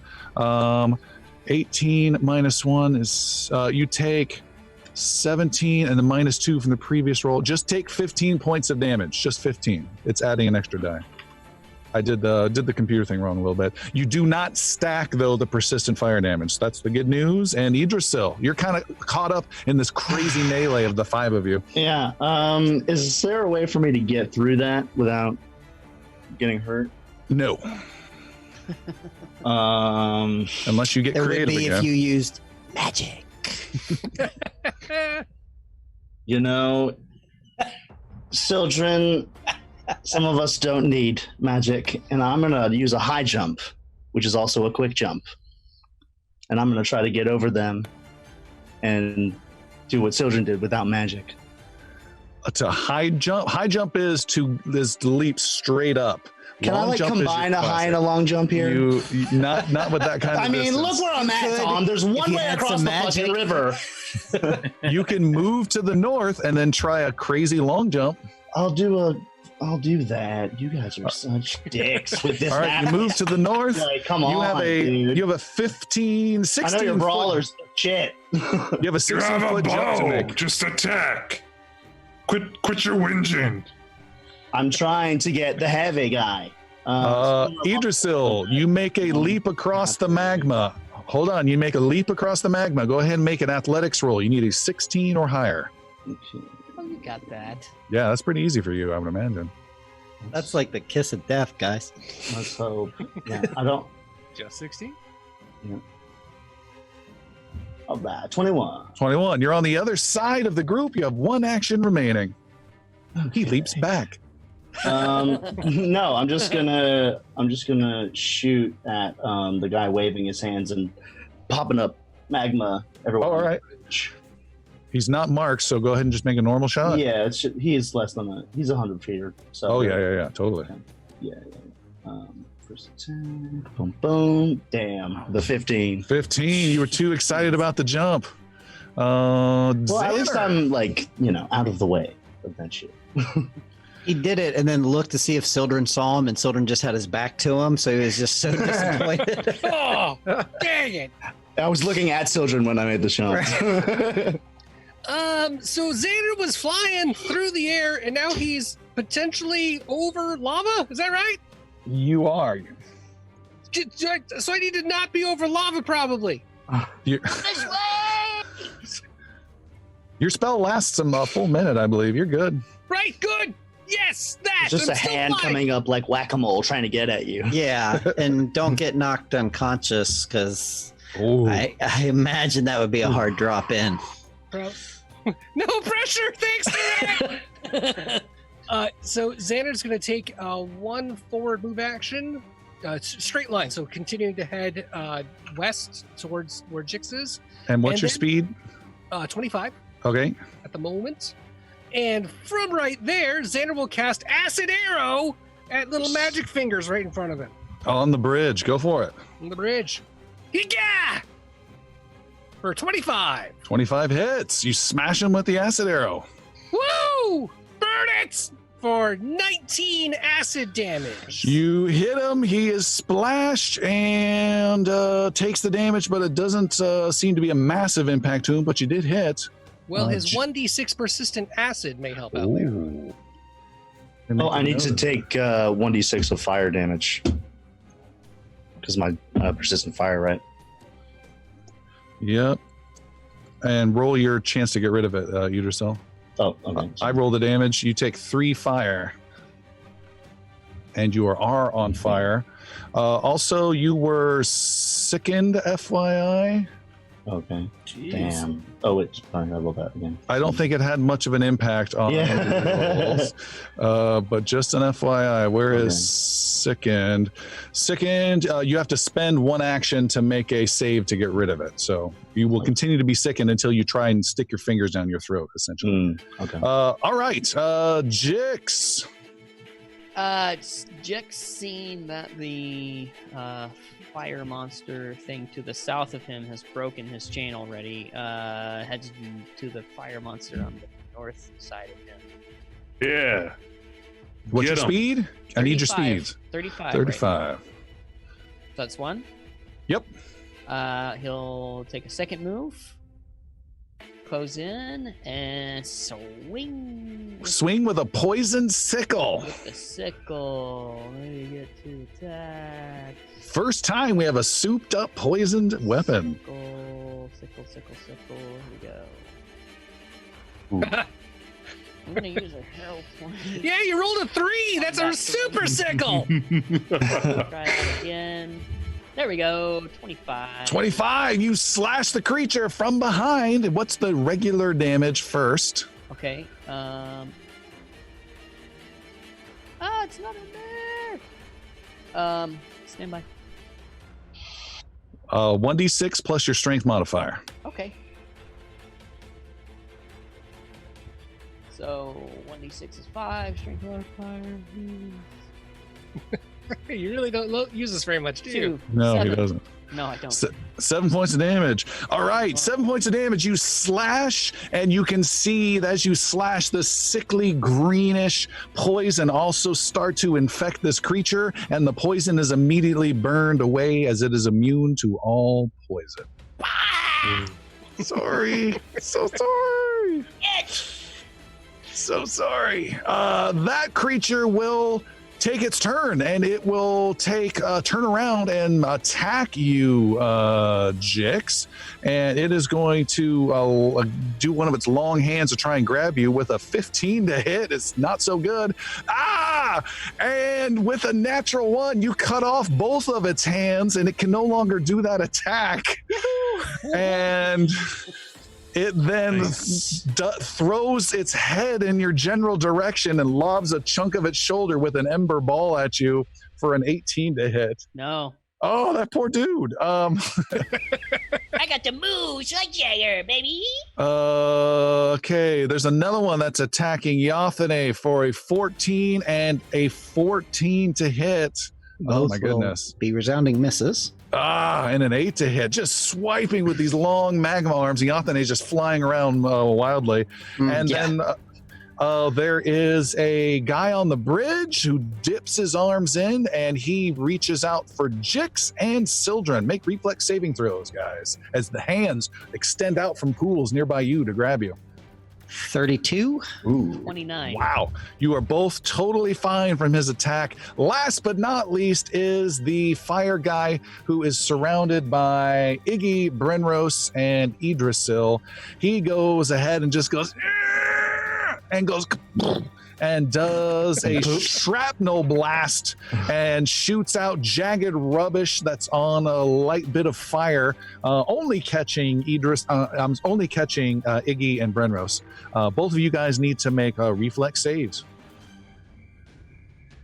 22. That's a pass. Oh no. Sir Brenros, natural 1 again. You good with that, Brenros? I have a hero point. I wish I could give you one. All right. I think I got one more. Here, Brenros, I'll give it to you. 4 people are out. I Natural think 1. 5 now, right? Yeah. Now I'm out. Oh, 5 Yeah. people. Yeah. Everyone's I think, out of hero points. I've got So one. I had one Brenros, more, reroll. but if you want, there you go. No, you keep it. All right. Hey. All right, so Iggy, you take half damage, 5 points of what type? Piercing damage. Brenros, you enjoy it all with 22 points. Oh, God. Can you still do your shield thing? No, I used it as a reaction for my last one, even if I could. Iggy, you're up. Yeah, I'm gonna just Wait, this thing. Iggy, I don't mean to interrupt, but Mr. Go Magic ahead. Fingers has some acid he's got to keep taking more damage on. Oh, you're right. This is Magic Fingers guy. You can roll the damage. I'll roll the roll. Woo! Max damage. Max 6. damage. He keeps on burning. All right, Iggy. This guy that just exploded shrapnel and shit into our face. I just look at him and I scream like, "Arr!" And I go into rage. And then Okay. I'm going to swing at his face. Oh no, I'm gonna do that, and then I'm gonna do my swipe ability and catch both of these guys. There you go. Hopefully. Yeah, with a 33. Whoa. On the which one? That's for Both. all of them. Both of those dudes. 33 hits Magma Boy and critically hits the smaller guy. Woo! So Magma Boy takes Terrible damage. 7 points of damage, and the other guy takes 25 points. Oh, excuse me, 9 points of damage and 27 points. 27 points of damage. Is it individual damage rolls or is it one damage roll for all? You said one guy got critical and one guy just got normal. Yeah, I so rolled we take 2. no. Well, I think we just do one damage roll and then we apply it to everyone. Yeah, that's what I did. No, you roll damage twice. One damage roll, we apply it to everyone. So one guy takes 7, the other guy takes one guy takes 9, the other one takes total of 18. Oh, so you double the damage of that roll. You don't roll the For damage the critical, second time. Right. Just like a fireball would, just like the other ones. Instead of different damage for both. Beautiful, meaty critical, though. Yeah, the intent is to speed things along. Well, that's what I did, because usually if I do a critical, I roll 2 damage rolls. Which is I got you. I got you. No, you're absolutely right. So 9 points of damage to the magma gentleman, and then 27 points of damage to the other. The magma guy seems to be struggling pretty bad. How much to the other guy? 27. 27 to the guy that the group's been tussling with for a while now. I can't even find his number. There he is. You send him flying into the pool of magma next to him in just a lifeless mass of debris, and you have slain the smaller one. Yeah. And then that was 1, 2. I can swing at that guy again with a 15. 15 is a miss. And then I have persistent fire damage I have to take care of. Or you have to take care of. Okay. You do? I don't see it on your sheet. You said I had it. Oh, yeah, you got to add it to your sheet as an effect. Oh. Did you know how? You take 4 points of fire. Okay. I got it. Go ahead and roll your reflex. Just a nat 15 or higher. 19. You got it. You're no longer on fire. Very good. Sir Brenros, I just quickly looked up in the rule. Your shield block only applies according to your ability when you are a physical attack is coming at you, not necessarily a reflex saving throw. Just FYI. FYI. Okay. Sildren. Okay. Hoping Brenrose has the ability to still heal himself, which I think he does. I'm gonna leave him be because I think we need to get this chain down. So from where I am, 45 feet to the kind of through the northern passage there gets me how far? Right there. Great. And then I'm going to cast Ray of Frost again at the dude that Jix is in front of right now. The guy with no hands.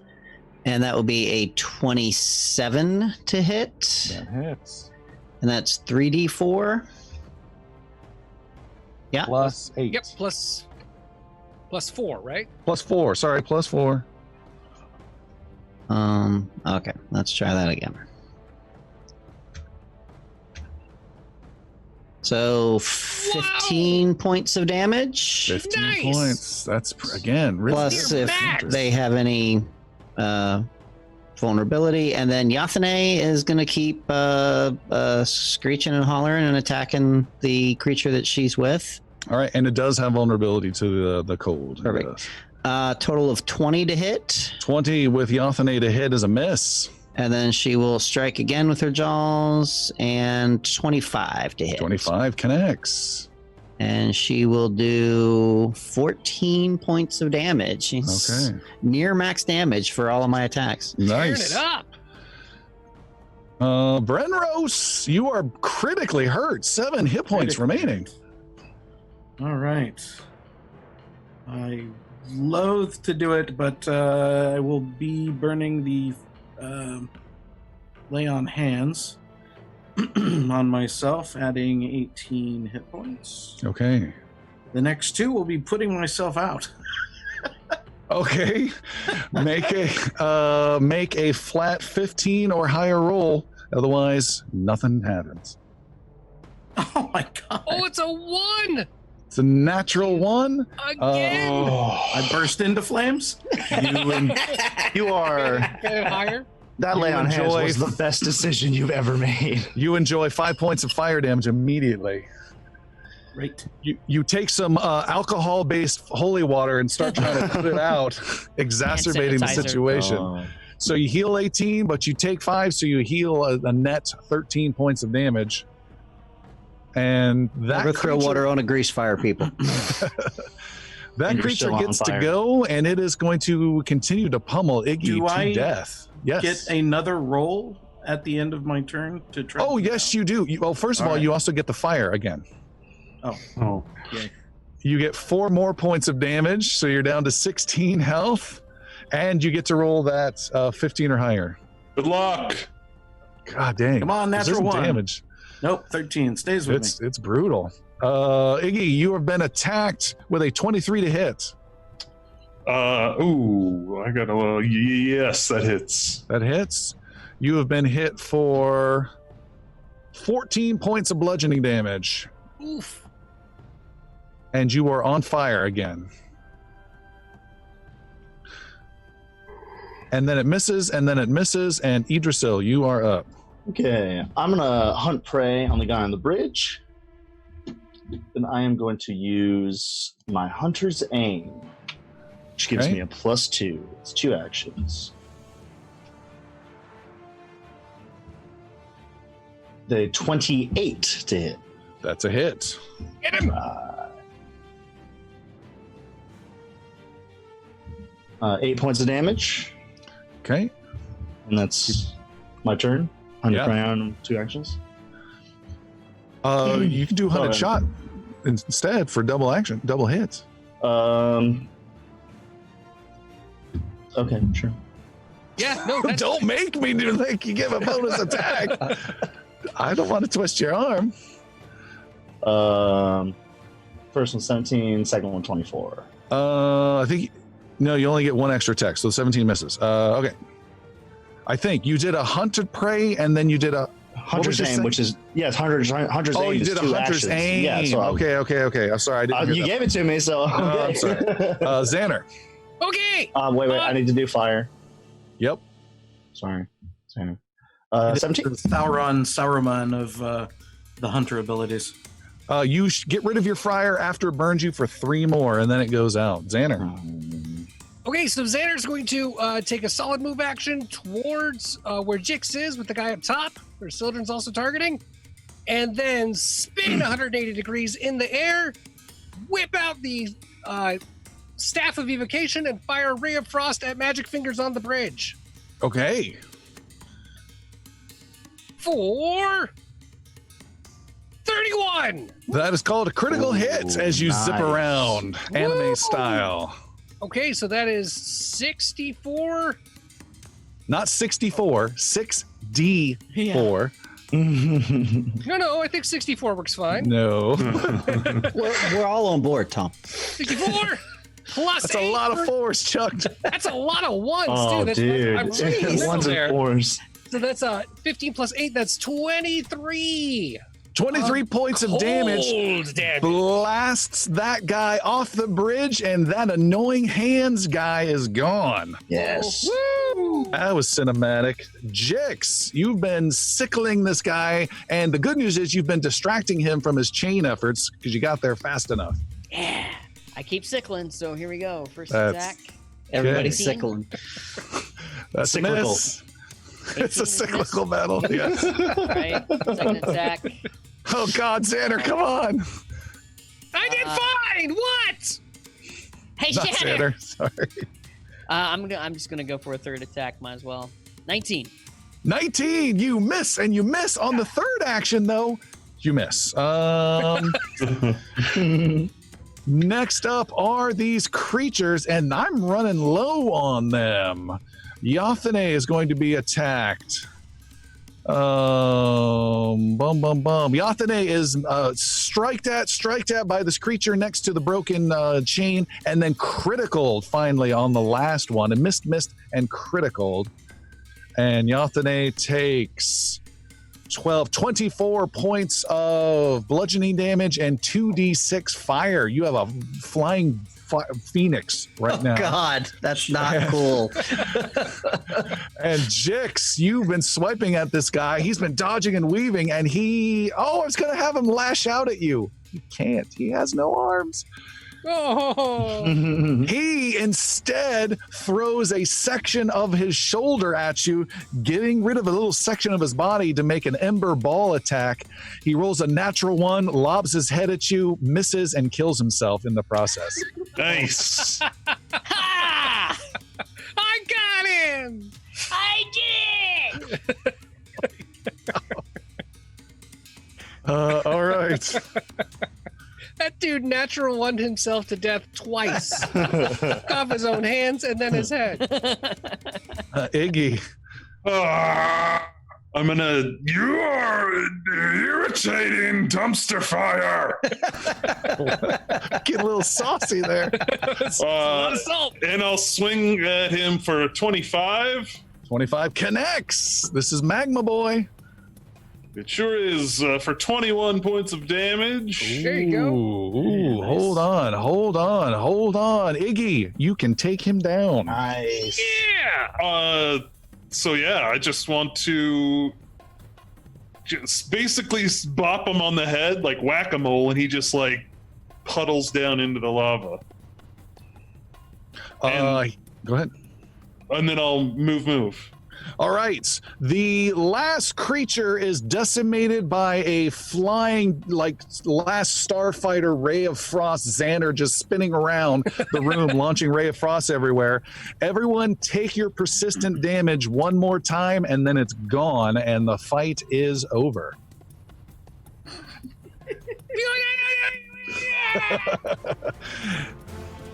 And we'll go ahead and take our break there, and we will be back in a little bit. The chaos of battle is over. There is one side of the door left remaining that Jix is proudly leaning on, that he kept it intact. The whole chain starts to creak a little bit. He gets off of it. Let's go that way. Yeah, these creatures, is there anything like anything that was powering them that's left over? Anything that might be magical, valuable, like little, I don't know what. Hey, Well, that's a good question. Chris, real quick, I did some battle medicine. You get 11 points, and Yophane gets 22 points because Sweet. critical Thank you success. for healing Yophane. And you can only do that on a person once per day, right? Yep, I've expended everyone already today. So. And his battle medicines are done as actions, so he can do it super fast. Very nice. Okay, great. Moving on, you guys, there's nothing of value there. There's nothing controlling these guys. You can see that there's no loot from these creatures. They just turn into dust or debris or just melt into magma onto the ground. And both Brenrose and Idrisil are going to get level 2 heals. Brenrose will be first. Actually, yeah. I take that back. You're not doing anything. So Brenrose gets a level 2 heal at 29, and I'm actually going to give Idrisil a level 3 heal. I would switch that because Brenros is almost dead. For 44. I'll accept you switching that. Because that's Yeah, I mean, if Brenros that's is- fine now. 29 and 44. So Brenrose 44. I'll take the 29. Idrisil 29. If that's okay with you, Tom, can we switch that around like that? Sure. All right, cool. So I am expelled of all but one level 2 healer. Group still hurting. Let's see. Brenrose is at 54 health. Idrisil, what are you at? One. Oh, you haven't done the math yet. All right. Sorry. Iggy, you're at half health. I'm at 65. A little less than Yophane still hurts. Everyone's but- about half. You know what? I'm okay. I have 5 scrolls of healing as well, and they're getting less and less relevant because they're just level 1 heals. So we're just going to go crazy and cast some of those as well. Now, careful. After the third one, they can become addictive. All right, so let's see. Where is He's reading, be unto you the heal. Next one. Be unto you the next one. Be unto you. God, I wish that Wayfarer was still here. Right. Okay, so I'm going to heal myself to start. That's going to be 16. I'm going to heal myself again for 12, 28. He's just in the corner. Okay, so he's been to you. It's like scratch a tickets. Did I do this one yet? I did. Hold on. There was another one. And then 2 for sure. Is that a 3? Is that a 3? Come on, heal. Come on. 26. I got 3 matches of trees. So you get 26 more hit points back. Brenrose. Scratch and sniff. It smells like autumn breeze. Oh, wow. Smells like teen healing. All right. So Just and that's toss them into the Where did magma those when all you're go, done. Chris? what? The heals? Did I get one? I wasn't. I will use my last one on you, Thank you. and you will get 9. Minimal to heal it. A standard healing potion. How does that work, Tom? It's been a while since I've used one. I have one left. You have forever. A lesser I got or a minor? Yeah, is it an elixir? We're not done, guys. There's another room. Yeah, that's why we're healing. That's why we're healing up. If it's a lesser, it's a 1d6 plus 63? No, it's just 1d6. Oh, perfect. That plus 1 you keep thinking of, Tim, is the bonus to diseases and poisons. Ah. It's just 1d6. Okay. And that one tastes a little stale. It's lost its carbonation. Oh, You've had it so long. That's why it only gave you 1 hit point. Yeah. That was back from Edlin home. I've had those forever. Wow. All right, you guys heading on? Yeah, I think we're ready to head on. So yeah, Sildren has bow and actually sword and shield out at this point. All right, you guys head on, and there is no gong sound as you hustle quickly through and move through the door. Who's taking the charge? Yggdrasil again? So I'll go ahead. I'll go in first with hopefully maybe like Brenrose, someone with the shield out next to me. Okay, just bravely going, kind of. Well, Sildren just said he had his shield out. All right. Oh, I didn't know anyone else had a shield. Yeah, but I can't. I can't use my shield like you use yours. All right, you guys slip through the iron doors. And honestly, I'm really disappointed. I was hoping they would all be sealed shut and have these incredibly hot iron doors that would have to be pulled slowly open. Oh, it didn't happen. Wouldn't the catchphrase wouldn't have worked? Maybe. The catchphrase. You'll never know. For an elder god. Yeah, it's just what I do. Elder god. Gotcha. Just.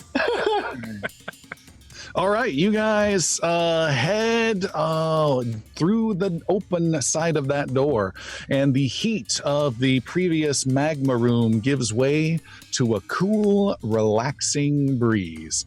As you press on down a wide corridor, you start to feel the cool breeze turning into a strong wind that blows your cloaks and hair. Brenrose, you use your shield to block the wind hammering you, and Yggdrasil, you kind of take a step back and take some shielding behind it as you continue to push on. It starts to become difficult to hear one another as the wind howls down the corridor. And I'm right behind him in his ear. It's starting to get difficult to hear. What? Am I on fire? What? I am cold and want to go home. You arrive at another large chamber. I don't want to play Brenrose anymore. I've gone prone and can't get up. Magma room you were talking about? I go back there. Dead. You arrive at another large chamber. Your corridor heads straight to a series of walkways of polished stone tiles suspended 40 feet above a completely clean, wind-blasted floor 40 feet below. There are several raised platforms around this walkway, and suddenly you hear that loud gong go off and can see a larger platform on the west side with a magical bluish barrier around a circular gong. There is a strange cloud of ash and smoke churning behind that magical barrier next to the gong. With the sound still reverberating through the chamber, winds kick up and violently lash in all directions across the chamber before slowly settling down. On one of the raised platforms right in the middle, two small clouds form and crackle with lightning. The clouds rotate and seem to face your direction. Two of them light up with lightning as you guys split up across these walkways, heading towards that platform, and two of those creatures light out lightning that scorch the ground next to you, and they prepare to attack. You thought we were done with combat? Oh, are you mistaken? Oh, yay! Yeah! Oh! Good thing we did all that healing. Was it enough, though? We have a map Well, that is there should any be time that appearing. transpired before Pleasantville. leaving one? Nexus Air. Yes, what's that, Brenrose? Was there any time that transpired between leaving one room and going into the next? Nope, you guys hustled really fast, like just a couple actions. All right, so you've got these stone tiles, you've got this platform on the left-hand side, and you've got several creatures totaling 3 that you can see. The blue sphere is that magical shield around this gong. And then further out to the west is a giant wall with a small platform with some strange little bowls next to it. But that's not the important thing. What's important is we've got some initiative. Let's see who's up. And we have at the very top is the creatures. Oh my gosh. Interesting. Oh. All of the creatures. Want to re-roll that? Oh. Holy That's- crap. Shitty. That looks more than 3. No, that's an error. There's only those 2 that are there. There's only 30. I did. It's only 8. It's what's a zero? All right, lightning blasts out at Sildren from one of the clouds in the middle section, and that is a 24 to hit. So with my shield out, I think with my shield as well, do I get a AC bonus with that? Yes, but you have to spend an action, and you didn't have time to go first. Okay, then yes, it hits. All right, that's 24s, and then it misses, and then it misses. So only the first it laps. Zap, zap, zap. 3 blasts. You are hit for, holy Jesus, 22 points of electricity damage. God. That was unexpected. The other cloud on the eastern side lashes out with its triple strike of lightning at Idrisil. Tries to dance out of the way with a 23 to hit. Ooh. This might be a good time for me to activate my bracers of missile deflection. This is a ranged attack. Yes, it is. And my bracers deflect ranged attacks. You can't, I'm afraid. It's not a weapon. I'm so sorry. Is it a ranged weapon attack? It just says It's ranged not- attack, I think. I think it says ranged weapon attack. Double check that for me. A ranged weapon attack, it does. Yeah, Damn. it's got to be something physical. That you can is do. my AC, so yeah, it hits. All right, you only get hit once. Let's see what the damage is. You only take 9 points of damage of electrical zap. And then first up is Idrisil. And you can't even take as much damage as I do. It's the actual muscle that I have protecting me.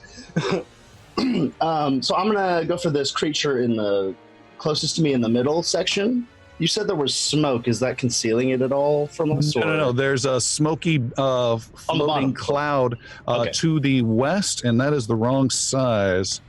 That is the correct size. Wow. Nice. He's giggling. Actually, yeah, Idrisil is gonna see the size of the creature, see that Brenros and Iggy are both kind of in the front. So I'm gonna focus on these two guys in the middle here. I'm gonna go to the one closest to me. I'm gonna hunt ray, hunter's aim. I don't Okay. see the guys. Sorry. Hunted shot. I will do the hunted shot this time. In the middle What's of the that? map, chicks? Jix does not see any enemies. He's like, this place is cool. You don't see them on the map? No, they're not showing up for me. Let me toggle them real fast. Yeah, close I it and mean- then come back in. I mean, I Hold If see close him. it, he has to resend it. Beep boop. Send it. Beep Do boop. you see him now? No. Oh, wait. These tiny What things. map are you looking at? These tiny little things. Zoom in, baby. Yeah, the map is not very big. They ain't tiny. It works fine for me. All right, they're considered concealed to Jix then. All right, go ahead, Idris. Just gonna do a hunted shot here. 100 shot, that's a double hit. That is. Ooh. A 20 to hit and a 13 to hit. Natural 1, actually. No, it's a 20 to hit and a natural 1. Yep. The 20 to hit misses. The natural 1, you fumble arrows out of your quiver and you lose your last action. Oof. Brenros, you're up north on this kind of a circular donut raised walkway. Yes. Raised I have to advance. I will begin advancing. It's going to be 2 full movements. Towards the gong. There you go. Ah! Okay. And I got a brace right there. All right, bracing up. Jix, So Brenros, you're so fast. where I'm sorry. It's crazy. They're not Oh, on my for a map. small Where- map, I'm super fast. Where is everyone? Where are the enemies? You see us? Do you see the blue sphere? I see the blue sphere, and that's all I That is see so besides weird. us. There's one Here. to the west of it. And Yeah, there's so- 2 in the middle platform. So the BBEG is to the west of the blue sphere, and Okay. and the other two, the regular guys, are each in the center of the kind of the platforms there, and not on the catwalk. Okay, thank you. The BBEG? Big bad evil guy. Yeah. Oh, all right. Thanks for the education there. That's shorthand. Jix runs towards the BBEG. Does he still have his zoom? It's good for 10 rounds. No. Hmm. Not after the battle medicine, man. That All right, was timeout. Jix. Jix takes 2 moves. Jix runs towards 2 moves towards the BBEG. 25 feet instead of 35 feet. 25 feet. Put yourself at the top of the bend, if you would. Okay. I swear by the end of this, we're going to call this thing Baba Yaga. Just watch. And then pulls out his sickle. All right. You have your sickle out, we'll say. So you have an action. Oh, gee, I forgot. Damn it. It just looks like Jix is doing that Wile E. Coyote thing across the smoke. Just. He pulls out some. He pulls out some mouse milk that we'll get Okay. ready to take next turn. All right. Iggy. Igno would like to do 1 move and then sudden charge the BBW there. All right. Next is going to be BBC. You watch. Iggy, you go racing and charging through Brenros. I wanted to mention something. Don't do that. Don't be so quick. Brenros, you see first, and the rest of you do too, Jix, as you get close. That this western platform that's also raised up lies next to the far western wall. There's an interesting mosaic carved into that wall, and there's several offering bowls that rest on the side of the platform. More interestingly is the gong that has blasted out from time to time. It is protected almost on all sides, but with this blue energy shielding it from interference. But it's not entirely protected there's a thin little sliver on the west side of its magical barrier, if that makes any sense at all. This Go ahead. Sphere. like Loose- a Pac-Man, not quite a full Yep. sphere, but like a Yep. Pac-Man slip. All right. Think of it, if you remember the old Tron game on the arcades where the thing could rotate and I don't know, you could get something just barely in. That's a terrible reference. All right. Sounds a good one. I know exactly what you're talking Yeah. about. I'm gonna Master control program. I'm Yeah. gonna swing with a 25 to hit. 25 to hit against this big, ghastly glowing ashen smoke connects. Yeah. Ooh, nice. Doesn't roll off the tongue as easily God as damn it. BBG. 10 points of damage. 10 points. You swing and you hit some sort of hardened material inside and do damage. That is my turn. Sildren. I will. For once I have the wrong weapons out. I'm going to put my sword and shield away. I'm going to draw my bow. Is that 2 actions? Yes.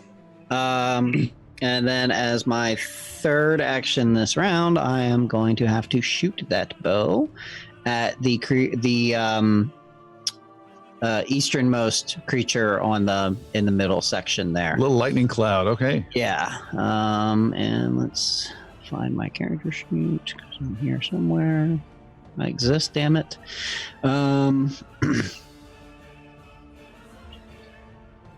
All right. So firing my bow. That is going to be a 23 to hit. 23 hits. That does max damage at 8 points of damage. Okay. And then I do not see Yathane on here anywhere. Yathane is still burning back in the other room.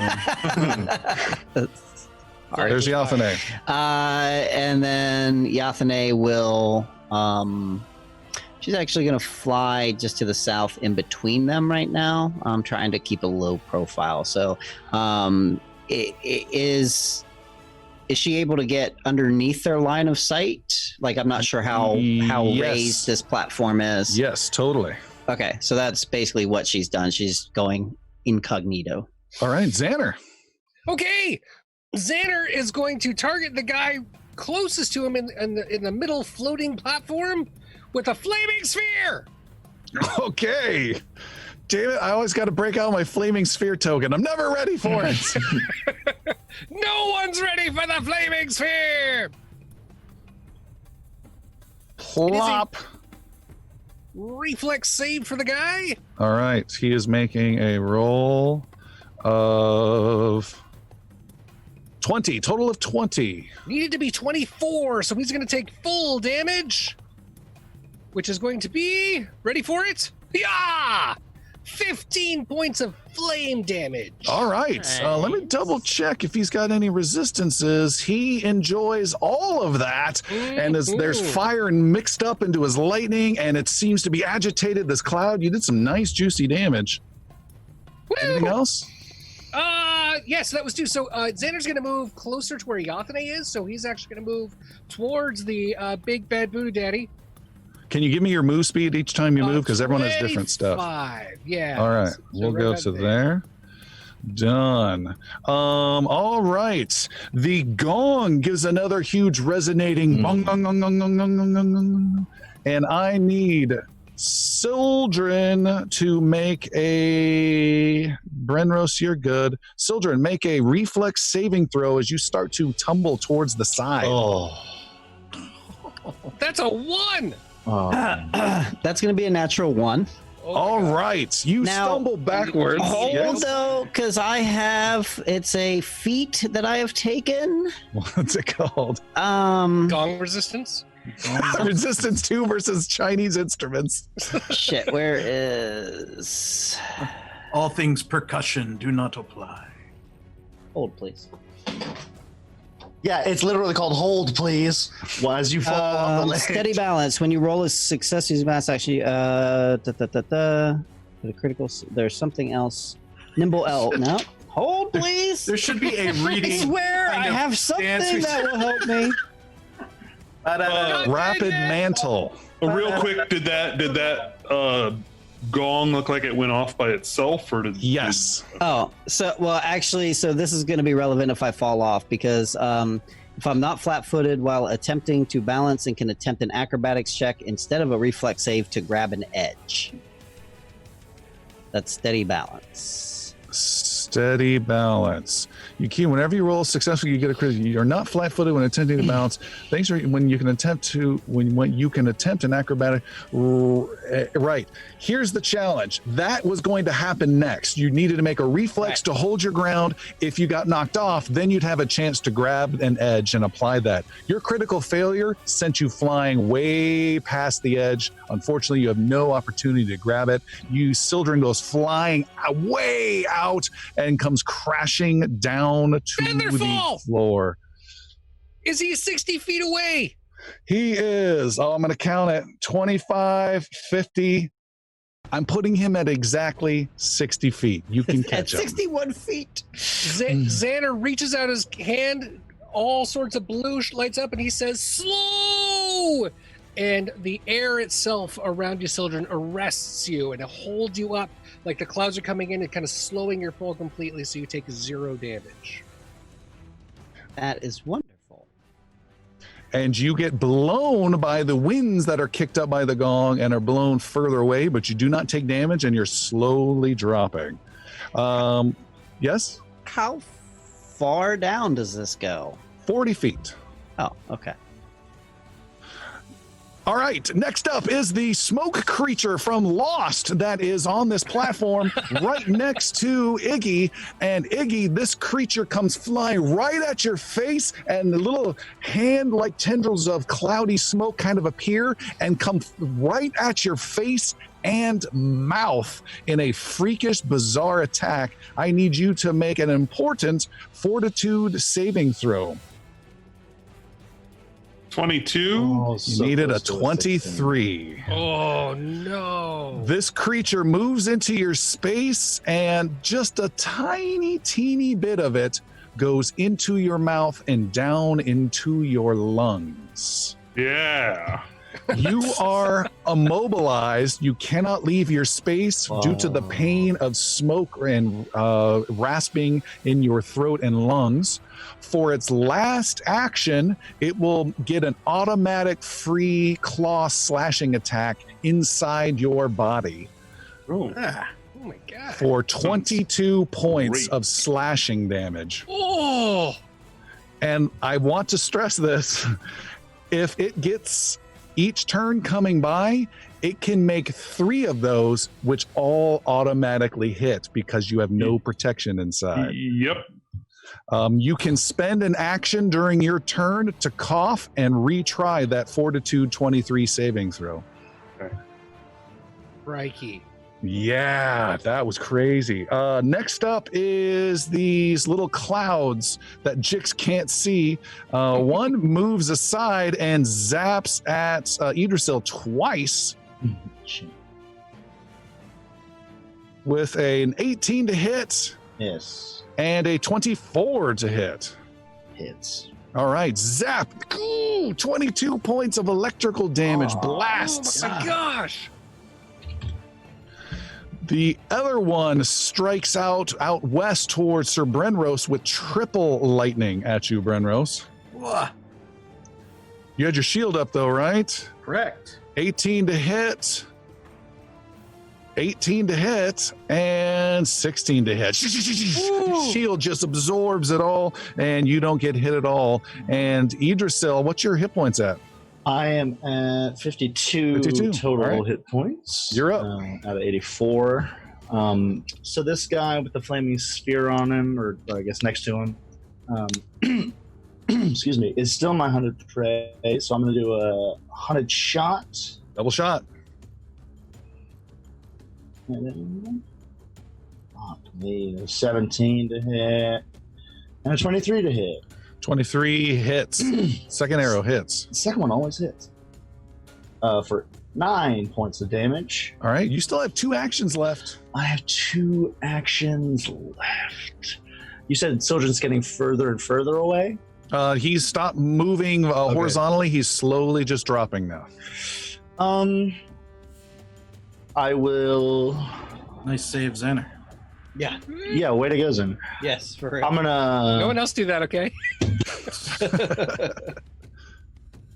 I guess I can't. It wouldn't really work the way I want it to. I was going to throw a rope down, but I can't tie it to anything, so wouldn't be much good because I want to still attack. So I'm gonna just attack this guy 2 more times. Go for it. They're very hard to pull off, but you might get lucky. Oh wait, sorry. I need to do a third action.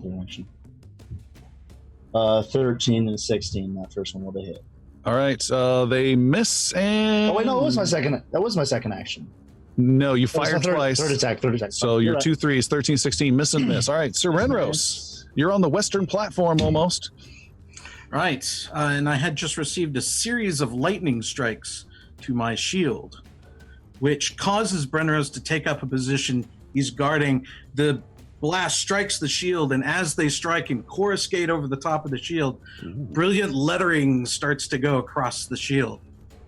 And Brenneros raises his head up from the shield, and there's a flash across his eyes, kind of burning, that kind of Super Saiyan look. And he begins muttering and chanting as he calls forth his litany of wrath. Ooh, new ability. Yeah. And he's just saying words that he's adopted out of the Tome of Karahel, and just reading these in a muttering style, and will apply them. It is a willpower check. Do you happen to know what your spell DC is? I figured it out. I can't remember if we wrote it down. Oh, I don't know if that's the case. What is your charisma? My charisma, the buffer's a 12. Oh. It doesn't matter. It got a 14. I'm sure you've got more than that. It is affected by your litany against wrath. This creature now is freaking out. Your litany rails against the sin of wrath, punishing the target for attacking good creatures. It lasts just 1 round. And the target, let's see, without a failure, each time it uses an action to deal damage to a good creature, this creature will take 3d6 points of good damage. And it just lasts the 1 round? Just 1 round. All right. You have 2 actions left. That was just a quick action. That was a quick one. The other one, so I had seen Sildren get blown off from the gong. Is that what happened? Correct. Mm-hmm. Is the gong affixed to the? Is the gong affixed to the platform that it's on? Yep, it's on a metal stand, but it's surrounded by an almost complete cylinder of blue shield. So I would like to use my length of rope, attach me to the gong. Kind of looping it around me and the gong. All right, so right now you have a sword and shield in your hand. You don't have any rope out. So if you drop both of those, you can pull your rope out with your second action, and then what do you do with the rope in your hand with your third action, with your stuff on the ground? That's the fastest you can do that. It would be the fastest I could do that. Actually, probably wouldn't. Let's do this first. I will close in for an attack on the creature itself, the one that All right. is... That's a move, and you can attack. There's a big section of it outside surrounding Iggy, so you can definitely attack it. Your third action is to attack. Good luck. Oh, I saw natural 1 for a second. I saw natural 1. It ends up being a total of 30. What's that you say, Iggy? It's in your lung?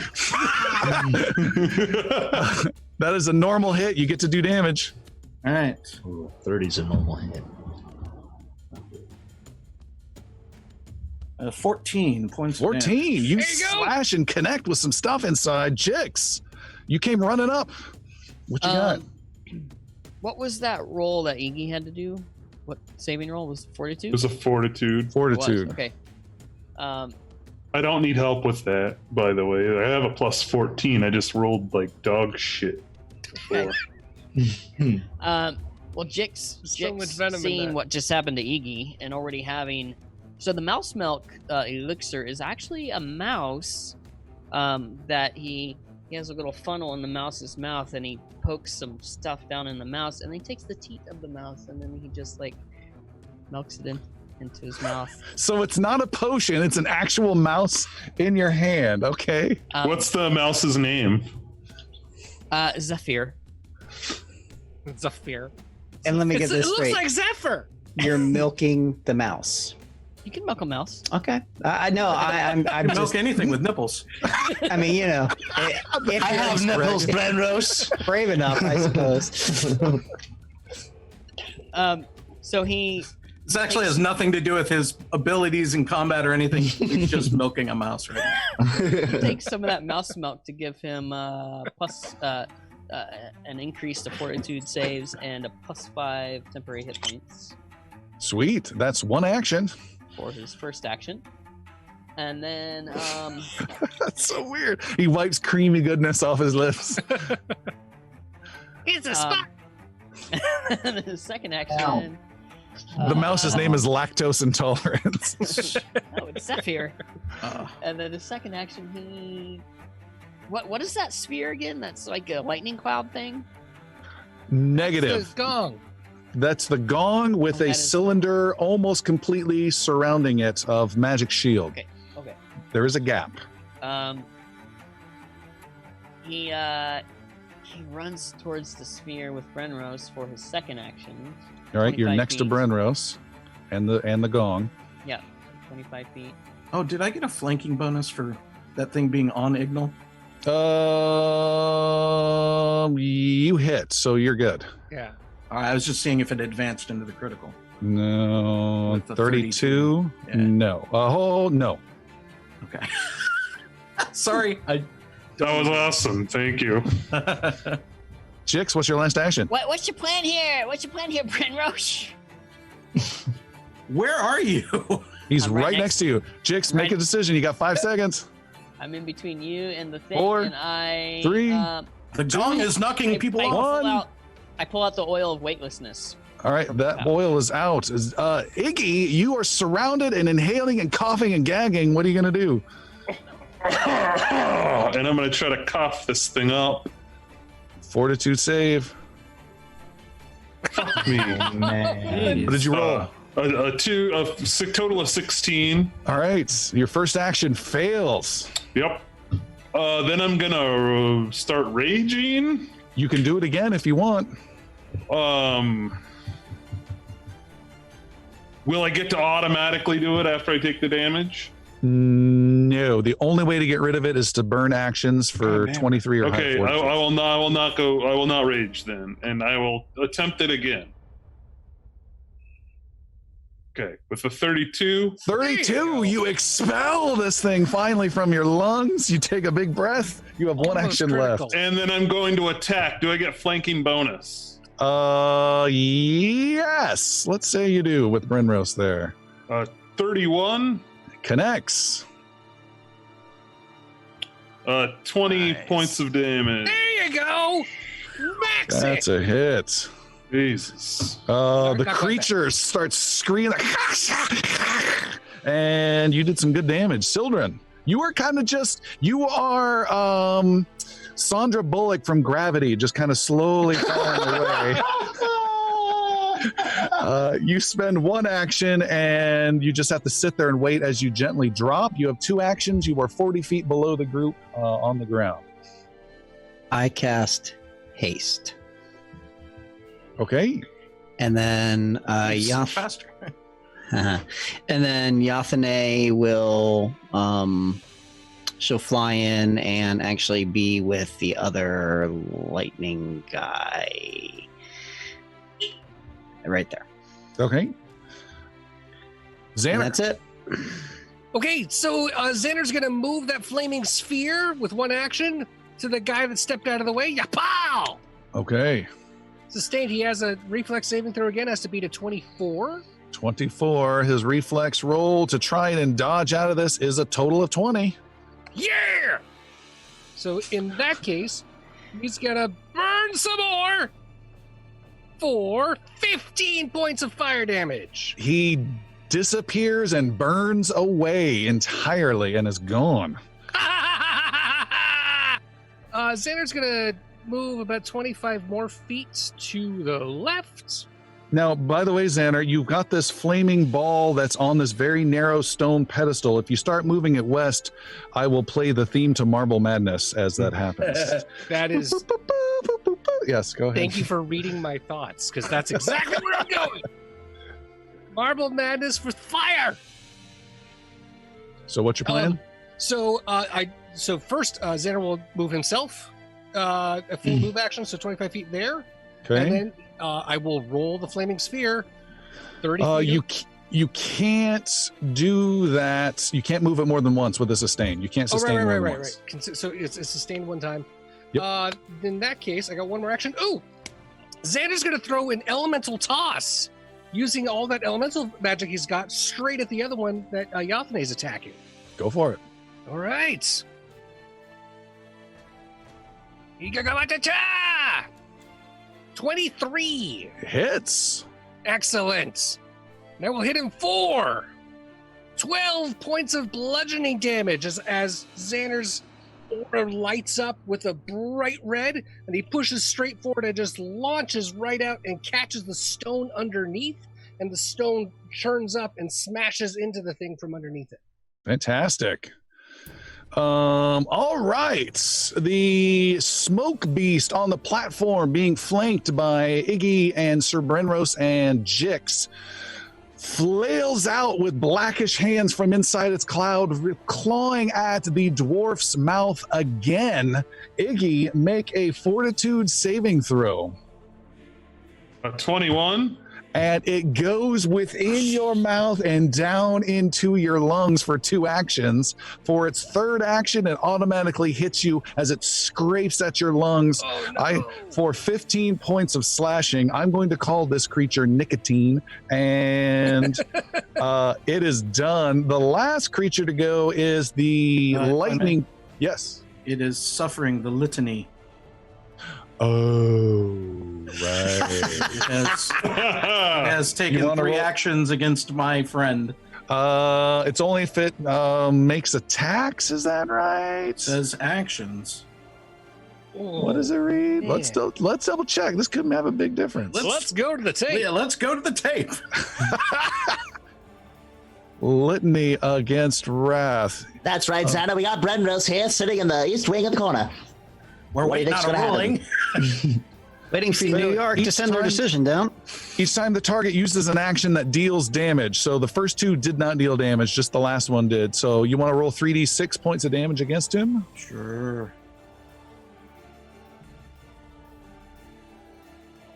And we'll do 11. 11 points of free damage. The litany then fades at the end of this creature's turn.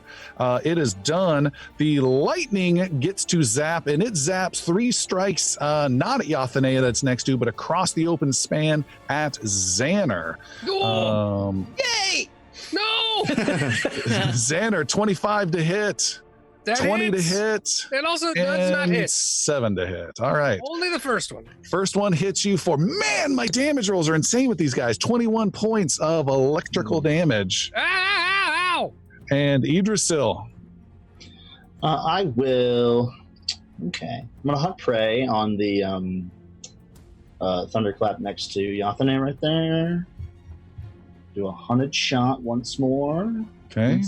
Once again. That's your second action. With a 17. Man, and a 27. The second one always hits. 27 hits. Oh my gosh. Good thing you have 2. Ooh, nice damage. So that's 15 points of damage. You have 1 action left. I have 1 action left. How far away is it? 60 feet, 65 feet. Yeah, 65. 65. Damn. I'm gonna shoot 1 arrow at the sphere. Oh, okay. I want to see if it does something. Do it. This is the blue shield around the gong. With a total of 20. It just impacted on the surface, says Gold Leader, and it shatters. Does not hit, but you did wound the other one. This is Brenros. Does anything in the room happen after that, though? Like, does the gong, does the... Negative. Are the creatures still assailable while it is inside Ignal? Yeah, it's like 80% still there, but 20% is deep inside Dwarven lungs, so you can actually attack it for sure. It's like its head is inside of a chest or something. Right, It's just trying to get in there. The attacks begin. Picturing poor Will in Stranger Things. If I'm adding anything for flanking, it would be a 22 to hit. A 22 is a miss. Second attack. Striking. Jesus. 22 again. Miss. Man. I dare not go any lower. And I will ready myself for whatever comes next. Okay. Can I ready? Can I ready or resuscitate on Evil? You cannot, I'm afraid. Jix, you see the dwarf is getting messed up. You're next to Brenrose and the gong. What you got? Iggy, you sure you don't want something for that? Here, kill this! I can't even talk because I got a mouthful of. When Jix looks at the gong, does he Ghost. estimate that it's one bulk or less in size, weight? No, it would be 3. Okay. He puts the oil of weightlessness back in his belt, and then then he pulls out his sickle and for a second action, and then takes a slash at this thing, that's smoke thing, for his third. All right. And let's say because you didn't judge that thing, you get 2 attacks. 2 attacks. Okay. Go for it. So here we go. You got to roll more than a d6. Oh, that's right. You got to hit it first. So I rolled a 3. A 3? Does 3 do anything in this game? I have 3. wait, it rolled a 17, but it didn't count it. Let me go to my actions. Sickle. Rolled out of the There we go. window. I do that. You actually rolled a 3. 15 plus 2, 17. 17. Oh. Well, that's a miss. It's Second action. Ooh, man. At least it wasn't a 1. I know. Wow. It's just the sickle's just whipping right through like this smoke. I can't hit it. I'm going to cough this up Good luck. with a 22. You needed a 23. God damn it. This is insane. I'm gonna do it again. And, Oh my god! Oh my god! and then just expend all of my fucking actions, and I get a 25. You finally. get the creature out of your lungs finally. Holy moly. Sildren. So the platform, not the platform, but the kind of where I am, how easy of a climb is it to get back to back Athletics up on 18. It'll take 2 actions unless you make the athletics 18, and then it's 1 action. Okay. So I can travel 70 feet first, and I'm going to head west 70 feet, landing along the 3 end up. You're going to yep. climb up? And then I'm going to climb up. Okay, make athletics roll 18. Athletics 18. Scrambling up the wall, Sildren climbs up a little stone beam. Just click that athletic skill Whenever you're feeling it. whenever you can. 21. All right, you are up and you have 1 action left still. So as my action, I'm going to have Yathane fly over and attack this creature. All right. The big guy. All right. So Smoking guy, yeah. Yep. So Yathane is attacking with jaws, not claws, jaws. For a natural 1 from All Yathane. right. Oh! Iggy, make a fortitude saving throw, please. Or inhale Yothan. 28. You dodge the bird as it's flying towards your mouth and do not inhale any I give feathers. him a little wag of my finger. Naughty, naughty. Xander, you get to go. Does she miss her second attack then? She gets a move and 2 attacks? Yes. When I'm controlling her, she gets like the 2 sets of actions, the move plus her normal attack. She moved and attacked, so she's done. Okay, then A minion can only do 2 things. gotcha. Okay. Yeah. Xander.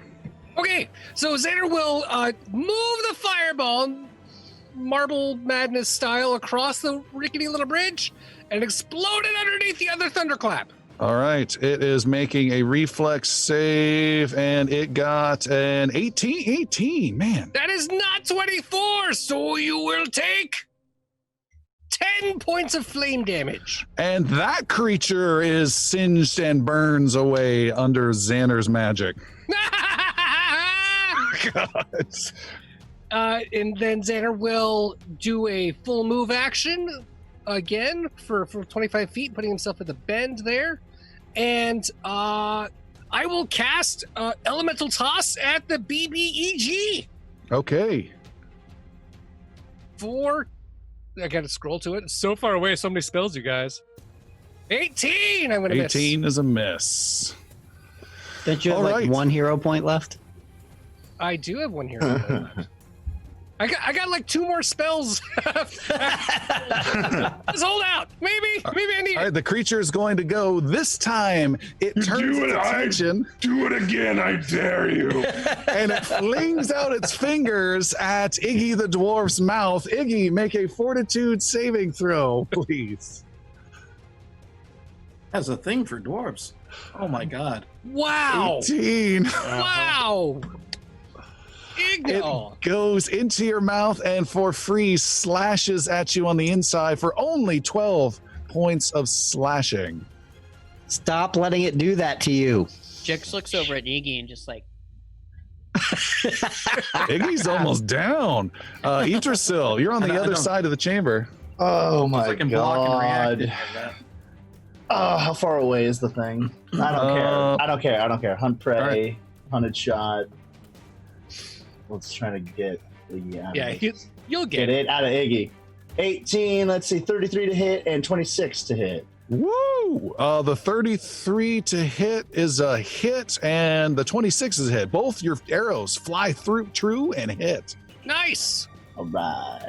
For a total of 21 points of damage. Arrogant and Nice. cockily arrows come flying from Idrisil, and you can take it down. What? Yeah. Ooh. Wow.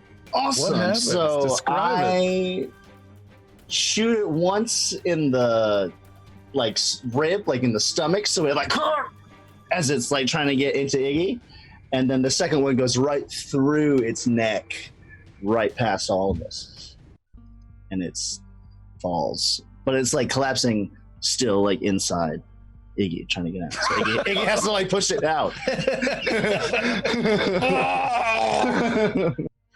Coughing up dead bad guy. Keep a little bit of it in there, though. A little bit. A little Little bit. dip right under the cheek. Just a little Mhm. bad guy, little flavoring. All right. Wow. And then Sildren will walk over to the sphere and attempt a dispel magic on it. Okay. Make a spell attack roll. Alrighty. That's the plus 12, so that's just what I will just roll 20 plus 12. So that's going to be a total of 29. With 29, Ooh, that's good. the magic cylinder around it dissipates and closes in on itself, falls away. The gong also just falls over, and the air around you that's been turbulent grows calm, and all is quiet. Nice job. Wow, nice. I'm glad all that wind didn't affect my arrows. Or the level of my voice. What Where'd what you is that next? we just destroyed? What is that bell? I don't. It's a gong. Yeah. It's a gong. Huge difference, Brenrose. Uh, Phil is gonna walk over and look at the. You said there was like writing on the or structures on the wall, I should say. Yeah, so that Walls, platform everyone's at with that final battle section, there's a little smaller platform just against the giant wall of this chamber.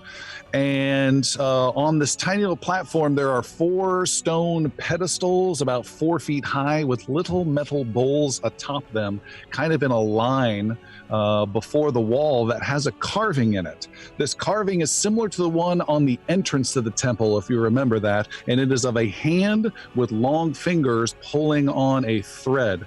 The thread is maybe, 8 feet long, and the middle section of it is painted blue. It looks like the carving's been blasted with a scorch marker too, and then one of the bowls, those 4 bowls, is filled with water. Okay. I have a thought. This is a temple of elemental magic, right? So we need dirt or earth and fire and someone needs to blow into this one, I think. Blow. I'm the magic guy. Listen to me. Well, yeah, Idris was kind of just like tapping his foot, just like, so you've got all of those things then. All right. I can help you with the ring of the ram, but if you want to handle the other 3, I can't really create fire. So Xander will do just that. He'll. Are there any other symbols that indicate it, like anything under the bowls, like any type of icons or nothing? Okay, great. Negative. So okay, let's think of how we did this. Which bowl has the water in it? If you're going left to right, it is bowl number 3, second from the right. Second from the right. Okay, so on the far right, first from the right. Oh, by the way, puzzle related thing that Xander's trying to make this into. If anyone wants to tune out, I know our puzzles have been really bad. Continue. This is important. Xander is going to he's going to use some prestidigitation and pull up some earth and some stone around and put that into the first bowl. Even shake out the sand from the sand creatures into his hair. All right, you find some little sand in your hair, you shake it out, you screw around, nothing happens at all, and it's a total waste of time. Cool. Until Idrisil taps you on the shoulder and points at that thread carving on the wall, and one section of it is now painted brown next to the paint of blue. Okay, all right.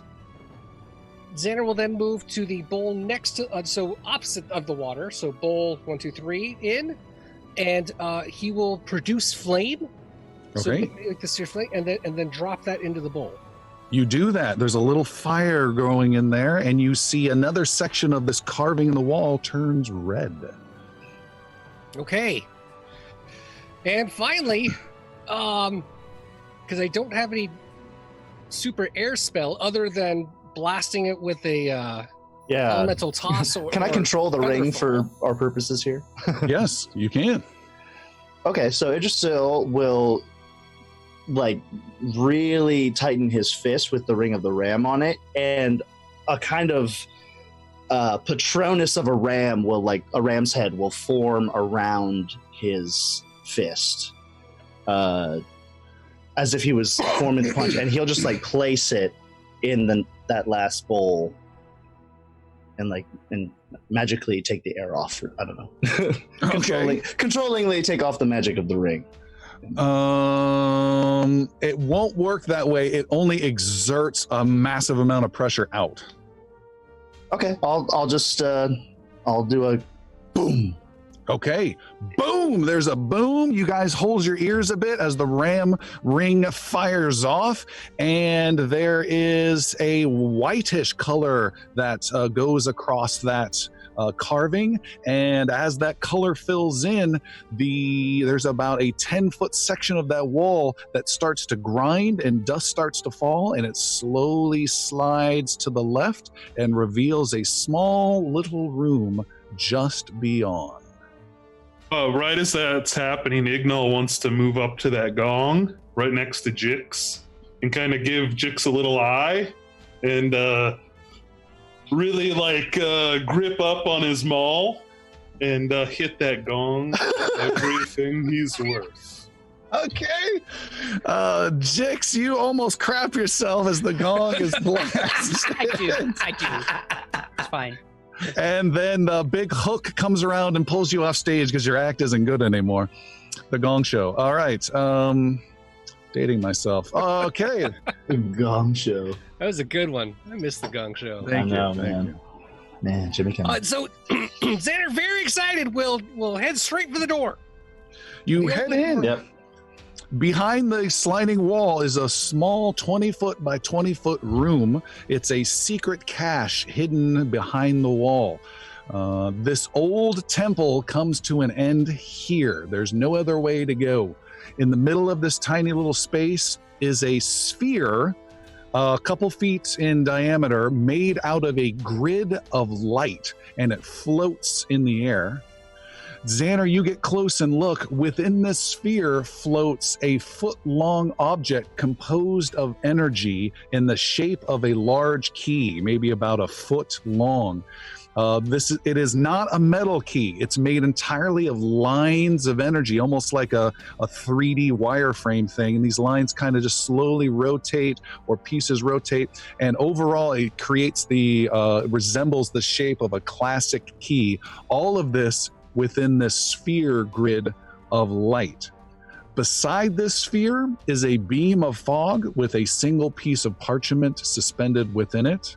And knocked off to the side in the corner is a small rusted iron chest. It looks like it was left here haphazardly long ago. Whoa! Jix heads towards the chest. So does it know? It just heads towards the parchment. Okay. Xander starts puzzling out the sphere. What do you guys want to do? Jix, you were first. Jix and Iggy, you're at the chest. Jix pulls out his thieves' tools and gives it a go. Okay. Make a... Ignal checks to see if it's locked. Ignal, you check. It is locked. Okay. What am I doing? Thievery check? Yeah, go ahead and make a thievery check. After you make a reflex 32 as a poison trap fires off as you did not check for traps. Got this. Reflex 32 you got? I got 23. That's the same numbers, right? Different order. Hey, that's not a critical failure. Jix, you take 22 points of poison damage. Okay. Ooh. And you take a mandatory sickened 1 condition for 2 full days. Whoa! Wow. Jeez. That is nasty poison. Whoa! Oh, Yeah. hey, Betty! Seeing that happen to Jix, Idrisil is going to cautiously approach the parchment and see if there's anything within, like, I guess, 5 feet of the circle. Make a perception roll. Actually, tell me your perception. My perception. Do I still get to do my thievery? Sorry. Yeah, hold. It's at the front of your character sheet. Yes. Main sheet. I'm sorry. Plus 10. Plus 10, you see nothing unusual around the fog beam. Okay. Can I read the parchment through the fog? You cannot. Does anyone want to try dispelling magic again? Who's what? Oh! No, that's the fog thing! Xander will go over there and take the back of his staff Okay. and poke at the parchment inside the fog. You poke and it goes wedging up the other side, and Idrisil, you go to the other side. You then start doing this little motion, and Xander has to kind of turn the page around, and you wedge it up against the side. And you see too far. there is a written message on there. It reads as follows. Dear brother, take this key to the nexus point here within this city. It will take a bit of detection and some scrambling, but it will then be yours. It has served me well for years, and I hope you find it in good health with prosperous days ahead. Signed, Antoria. Signed, Antoria. Who's Antoria? That's a great question! Whose brother? That's an even better question. Jix and Iggy, what are you guys up to? I'm making my thievery roll. Make a thievery roll. Good luck. Fuck. Oh. I'm going to use a hero point for that too. You still have a hero point? Oh, I got one too. It's my last Oh There we go. man. There's a 30. With a 30. All right. The second trap fight. No, just kidding. Kidding. The real trap triggers. Resetting every creature in the dungeon. Jix, no, you start working it. You're like, oh, there's no way. And then click. This fairly complicated lock opens up, and you open up the chest, Jix, and you immediately close it back down and lean on it. And you start breathing heavily. And Iggy, you can see Jix is as excited as you have ever seen him before. How big is this chest? It's not big. I don't know, classic little Foot Locker fantasy, you know, at the end of the bed type of a thing. What's in there, little buddy? Jix, you Don't you lie to me. You lie to the rest of us. Don't you dare lie to me. Jix is speechless right now, and he's still just leaning on it, and he's not even saying anything. And you look, Are we good? you look, and you see the first time one single tear coming down Jix's cheek. It's so beautiful. It's a dead mouse. It's so amazing. What's in there, little buddy? Jix, you want to open it again? Yeah, Jix will crack it open and peek inside. You peek inside. You catch the light from the Aeon Watch of Sildren, who's right behind, and you see inside are 80 coins. 80 what? Coins. There are 80 coins in this chest. What kind of coins? 80 platinum coins are within this chest. That is 800 gold in value sitting there. I snap it shut. A wise person would probably trap that to make sure no one gets in, you know. You have never seen anywhere near this much money before. Yeah, Jix is speechless. You're right. Oh, You want me to haul that chest out of here for you, buddy? nope. Got this one. It just still turns around to see how heavy it is when Jix picks it up. What is it? Speaking What? of, What is its bulk? Mhm. I'd say maybe 3. Damn it. You sure you don't want me to take that out of here for you, buddy?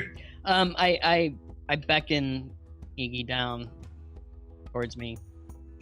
Iggy, it's retrapped. I gotta take it. buddy, this one's gotta be between you and me until we get it somewhere safe. Yeah, of course. Can you promise I just me said, this? just don't lie to me. You lie to everybody else. I don't care. You don't lie to me, or I will tell Mother. Jix cries again and gets real serious. And meanwhile, you notice the light's fairly bright because Sildren's standing right there, just like looking down at both of small you. room. Super small room. Iggy, Won't tell anybody. there's a metric fuck ton of coin in here, buddy. It's great. But we gotta keep it safe. We don't want anyone getting it. I will keep it safe, of course. Does Jix think he can lock it back up? Yeah, make a thievery roll, and while you do that, I'm just gonna make a note. We have identified a metric fuck ton as bulk 3. So We now have a we got scalable that. measurement. We know that. Yeah, 25. we'll start there. You are able to re-lock it, Okay. Jix locks it back up and leaves and you have it- total control to unlock and lock. No one else does. Okay. And leaves it in Iggy's care. Okay. Carry it like a little baby. Xander, Brenros, you haven't done anything either. What you guys doing? I'm I watching this keep- whole group pant and wheeze all over their individual treasures there. I'm just making sure no one comes up from behind. Okay. Xander is he's kind of doing the like, do I touch it? Is it okay? Do I need to try to grab it? Just try to air with it? Do I need to hold it with fire? It looks it's magic, so I think it could probably be okay. It doesn't look like it's gonna shock me. and eventually he just reaches out and grabs it. And what are you grabbing? I tried to grab the key. Oh, okay, gotcha. In the sphere. You reach out and grab the key, and you are shocked electrically for 1 point of electrical damage. Okay. Yep, it did that. That's good. I found that one out. Ow. Okay. Let's try this. And Xanmer will use an elemental toss to use a big burst of air to try to push the key out of the sphere. All right, you line up and go shh, and it goes around this grid of light and does not penetrate it. Has no effect. I learned that one. That's good. Okay. Let's see. It's floating. It's doing its thing. So I don't want to get rid of the key. Can't dispel all that. But you know what? It worked for Sildren. Why not? Let's cast. I think I've got one left. Yeah. Let's cast Dispel Magic. Make a spell attack roll. He said dispel magic, not dispel energy. No energy keys. Okay. Rolling. I guess it's a roll. Rolling. See there? That's a 2. So this is why we use that hero point, you guys. This is why you save. Okay, so nice. 27. 27. You cast and nothing happens to the grid around the key. Good thing that was my last spell. That worked out really well for me. Don't we have a key with us? Sure. Children, you look like you have something to say. I do have something to say. What's your find it. What's your concern? Find exactly what I'm going to say here. Hold, please. That's the key. Oh, this is Mancilla's place. Let's see what he says. Yep, that's what I'm looking for. I had it before. Power. True power. All can be unlocked. The grid separates and falls away, leaving a key hovering in place. It is a key unlike any you have seen before. 1 foot in length, made of little beams of energy that just slowly move around, giving it this rough shape of a key. Does it look like it fits the chest that Jick found? Very carefully. No. Reaches out and grabs the key. You grab onto the key, it feels a little cool to the touch, and the key is in your hands, Xanner. And the key quickly moves around a little bit when you touch it with its little wire frame, but it still has that key shape, but like a little agitation inside, but then it stops moving, and you have it in your hand. What do you guys want to do? Let's take 10 minutes. Cool if it like imprints into his hand, that'd be dope. Let's take 10 minutes here, or an hour actually, and heal everybody a little bit. Yeah, maybe open up that chest and let everybody else get a look at it. Yeah, go ahead and split up the weight of that of what's in that chest between the 6 of us, so we can all carry it much easier. Free bulk, it's nothing. Yeah. I insist. I don't even notice it. I mean, Jick technically could even carry it, but no, it's all right. Iggy, you've obviously got it. Iggy still has no idea what's in it. So no. It also looks like Idrisil is not amused, and he's looking at you guys rather sternly. Actually, let's not take an hour here. Let's just get out of here, I think. Because it's only like 15 hit points each that I'd be healing, so. All right. Let's do it. Head back up through the different... Yeah, there's nothing else of the note or worth in this chamber. No other doors, nothing else going on. Nope. All right, let's GTFO. All right, you guys head out and make your way back through this old temple. You run into no challenges as you have laid waste on the way through, and you head back out with some difficulty and ropes and climbing and using the ropes and chains left behind by the guardians of Navarre. You are able to ascend back up to the top and pass by the old guy sitting on the stool as the rain continues. He's just sitting there slouched down, rain coming down. He sees you coming up and says, "Hey, you made it. Nice. All right, let me take a look at what you got. I get a piece of something." We paid you enough to not ask no questions and not take no stuff. All right. And you guys walk on by, and where do you go? Back to Jix. We are in the shittiest part of town right now. What time is it? Yes. I think it's still pretty early. I would love to do two things. If anyone's asking me, I want to rest for a bit. Oh, yes. Recover a spell or two. Need some For rest. all of them. And come back to find out what's happening below this temple. You just want to see that girl again. You don't know me.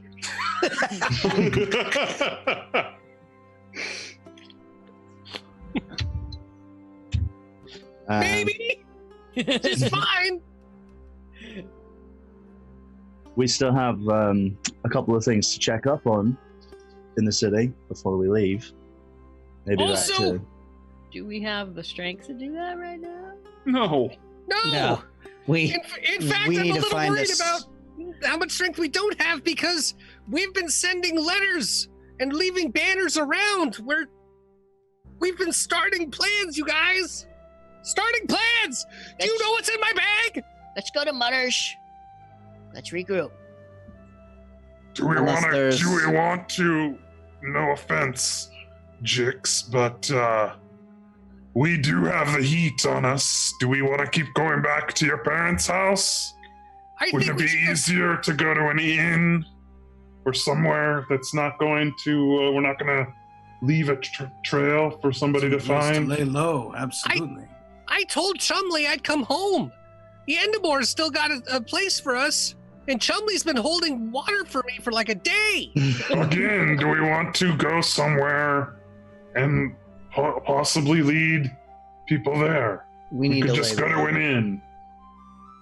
Be anonymous. some other place of safe harbor. Glancing over at Sir Brenrose to see if there's an offer going on there.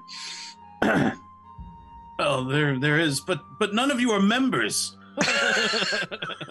Did you have a guest pass? I'm so sorry. We don't take One and a your guest. kind. I don't know what to do. We could go to my guild house, but again, it's more for the nights. But Perhaps we could that's- find an inn in the area, I'm sure. Yes. Know of a decent place to stay in this district.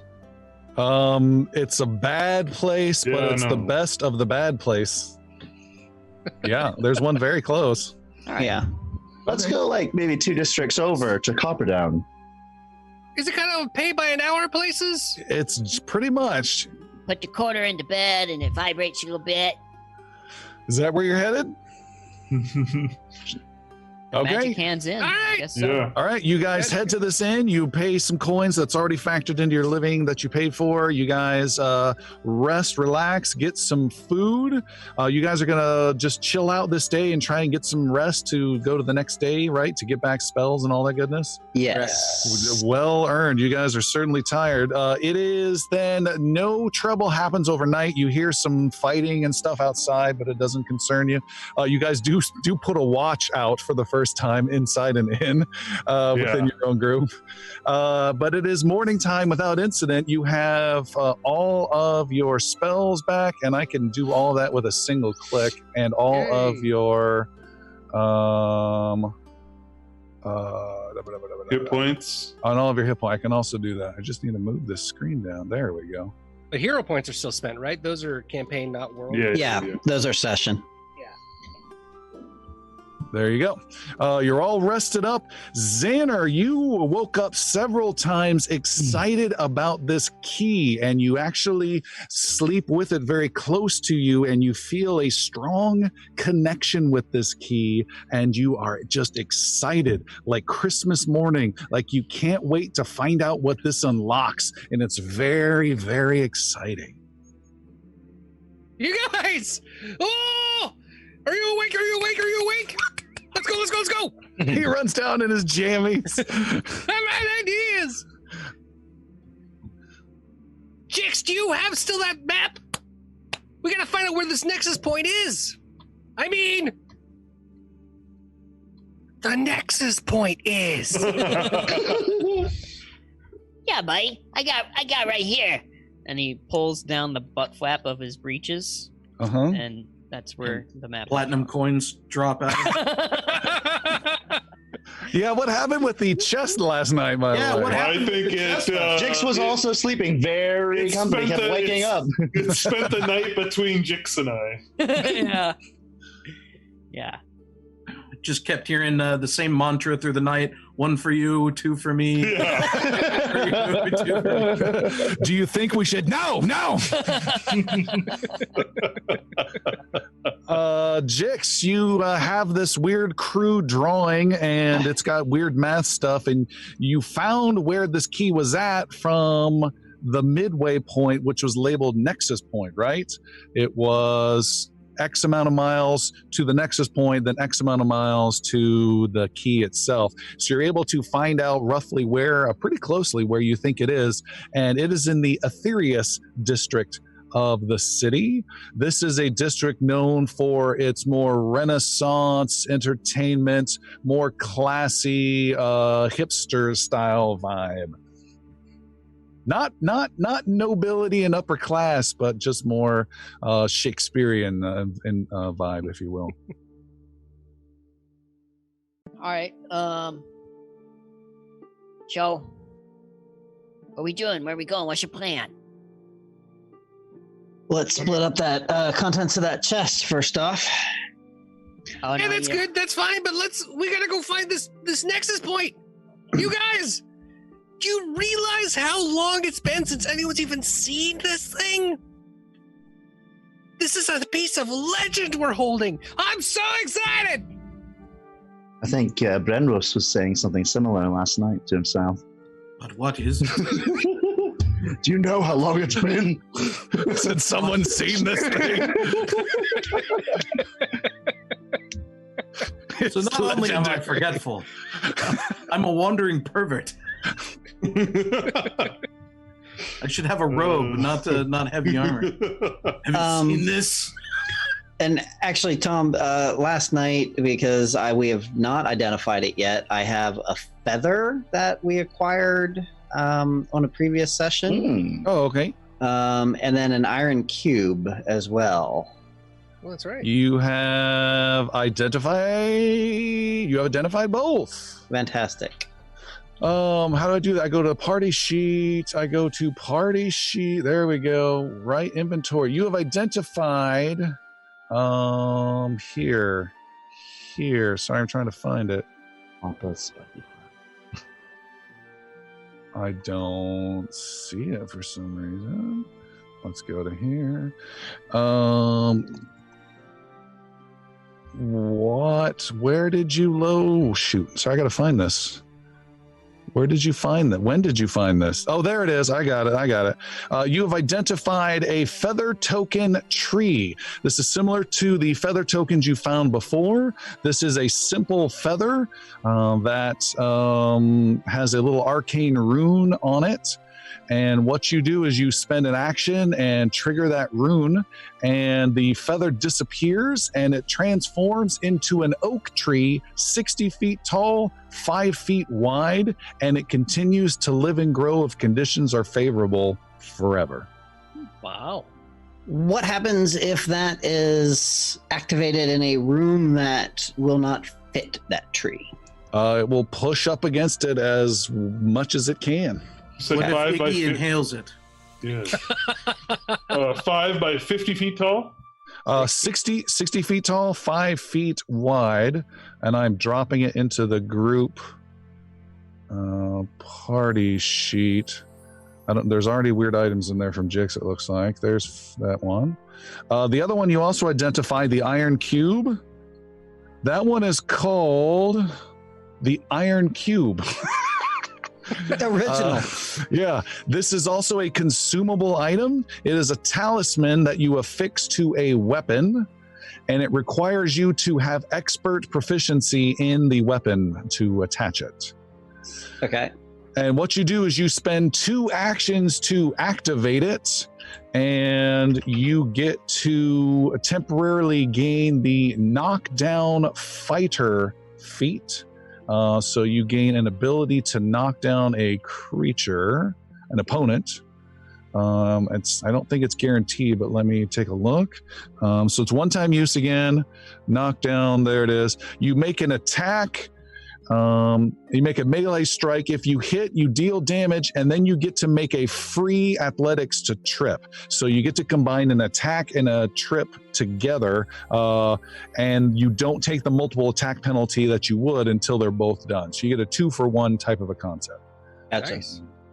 But you have to be an expert in the weapon, and there we go. Dropped in the group. There you go. So you guys are in the morning, still deciding what to do for the day and with the coins, I believe. Iggy, Yes. I got some lectures here for you. Yeah. I was gonna ask you what you put on your weapon back there. I give you 3 elixirs. This one's called Papa Spidey Flim. I think it would be quite effective with your maw. Okay. Get 2 of those. And you can have a zoom. All in the morning. Are these the 24 hours, or do they Yes. last? They are Okay. 24 hours. What's this spider phlegm do? It's just some poison. You can spend take a couple actions and put it on your maw, and then it's going to deal some poison damage on your first hit. And Iggy, it lasts for 24 hours after you apply it, so you can apply it right now. Yeah. Okay. Well, hey, what's the other one do? That's some zoom juice. It can make you go a little faster. Oh. Hey, you prepare these every day, yeah? Yeah. If how much would you charge me to provide one of each of these for me every day? I don't know. Say half the contents of that box that we found yesterday. In perpetuity. What if I just gave you like 3 gold every day and you give me these 2 potions once a day? Okay, that works. Okay. And he's 3 gold every Yeah. day? How can you spend that much money? What's in that chest? You did not hear that. Yeah.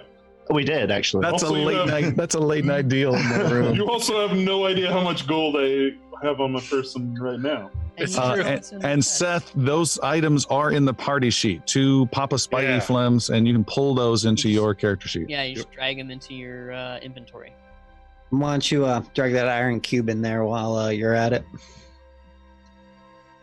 Well, I don't know. I've been trying to open it all night. I can't open it. The So cube? if you want to give it, Oh, the iron cube? Oh, Yeah. yes. Sorry. And I will affix that iron cube to BA. Okay, done. What's next? Let's go! Everyone's just sitting around. Soon as we deal with this chest thing. Right, the chest. yeah, like I said, this chest. I've been trying to open it all night. I can't get it open. If you want to give it a shot. Yeah, I can do it. Xander pulls, you cannot open it. It is locked tight. Can I borrow your maul? And I can get it open. Is there, as rinky dink of a inn this place is? Wait, where? Need my map. Where? You guys are in the bad part of town on the west side in a bad inn.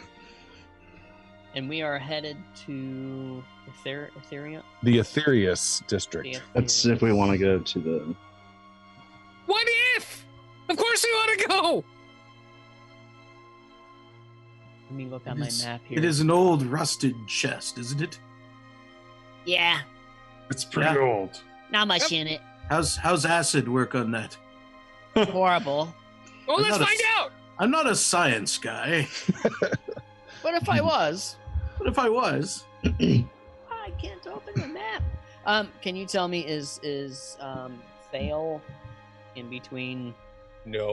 Not in any way. No. Aetherius is the bottom of Mirskan. Thale is the top of Mirskan. And it is, if you check out the stream, it is on the live stream right now. The map. Oh, okay. Jix wants to see if there's a safe he can keep this in for the day. There's no safe, and you are literally surrounded by your group about this chest. Just letting you know, you're just walking around. They have cornered you right now. Yeah. We always share It's like, everything, let's- Jix. yep, This is let's- not let's- different. Go Come ahead on. and pop that puppy open and let's split up the contents, Jixie. So that we can go. Let's go. Okay. Okay. Mm-hmm. Jix drags it into the closet. No. Nope. Nope. We are about to have our third battle for the evening. And opens it up. And you said there's how many platinum in there? 80? 8-0. 80 platinum. There's how many of us? 1, 2, It's 4. 13 for each of us plus 1 extra. How have you done this math already? You know things. Because it's been an hour since we got the chance. Jix begrudgingly. Painfully. I was going to give this to House Shamara to help them in their efforts. You can still give yours to House Summerall. Yeah, that would be very generous of you. That's great of you to do that. And they live in Thale. They've With gone your now. portion, that's wonderful. You're a good person, Jix. We're all very proud of the changes we've seen in you If lately. we could give them all the fits. Now hand over the fucking coins. Yeah, as soon as it's open. Before you Yathané picks your plucks one of your eyes out. All right, So, Jix, you've everyone- been knocked aside, and Idrisil is being Santa and handing out the coins evenly to everyone. Everyone gets 13 and Jix gets 14. Does Yathané get Yes. a share? Yeah, I will give Yathané the one. I Jix throw it gets up the into the extra. air. Jix Yes. palms the extra, and everyone else gets your coins. That is a lot of money. Hey, while we're talking about it, did anyone get that halfling's name? I think it was Bubbles. I'll tell you for a platinum piece. Oh, Tom, you should not have done this. You just introduced a whole new Just threw a dynamic. wrench in the Money whole party corrupts. dynamic. You're going to see in 3 episodes. Oh, think you're going to grab a ledge. Okay. Oh, yeah. We'll be making new characters soon as half the party works out the other half. It's a tontine. So, How much for a hero point? How much for a hero point? I got Really 20. Really quickly, this is a meta question for everybody. Last time when we got those, I think it was 4 platinum, it automatically switched to gold the next time I rolled into Fantasy Grounds. Did that do it for anyone else? No, I don't No, know. it should be its own separate thing. Interesting. it's the PPs. Yeah. P. Yeah. Oh, I put it in treasure. And Iggy, you My got bad. 2 of those Spidey flims, so you can either just click and put 2. I only in need there, one. or- It lasts 24 hours. I don't need 2 of them. Well, the potion lasts 24 hours, but once you use the potion, it's good for 1 hit. It wipes off. when you Oh, use it. That's okay, shelf got life. you. Yeah, Shelf yeah, life is yeah. 24 Sorry. hours. You're all right. So I just closes the chest and just hands it back to Jex. Here you go. Woo, You can have it. go! Xander's already out the door. Idrisil will follow. Okay. Xander, before you leave, No, Oh, I give you a folded piece of paper, and if you want to open it, it has Palik written. It looks like a 4-year-old wrote it, but I've been working on my letters. Ignal has, I'm working on my letter. and is trying to impress you. Oh, all right. All right. It says For just Palik, 2 platinum. and somehow it doesn't use the letter P as well. True. It's a wiener. That's what Jix taught of. You always capitalize a wiener at the start of every proper noun. Oh, my Capital God. penis.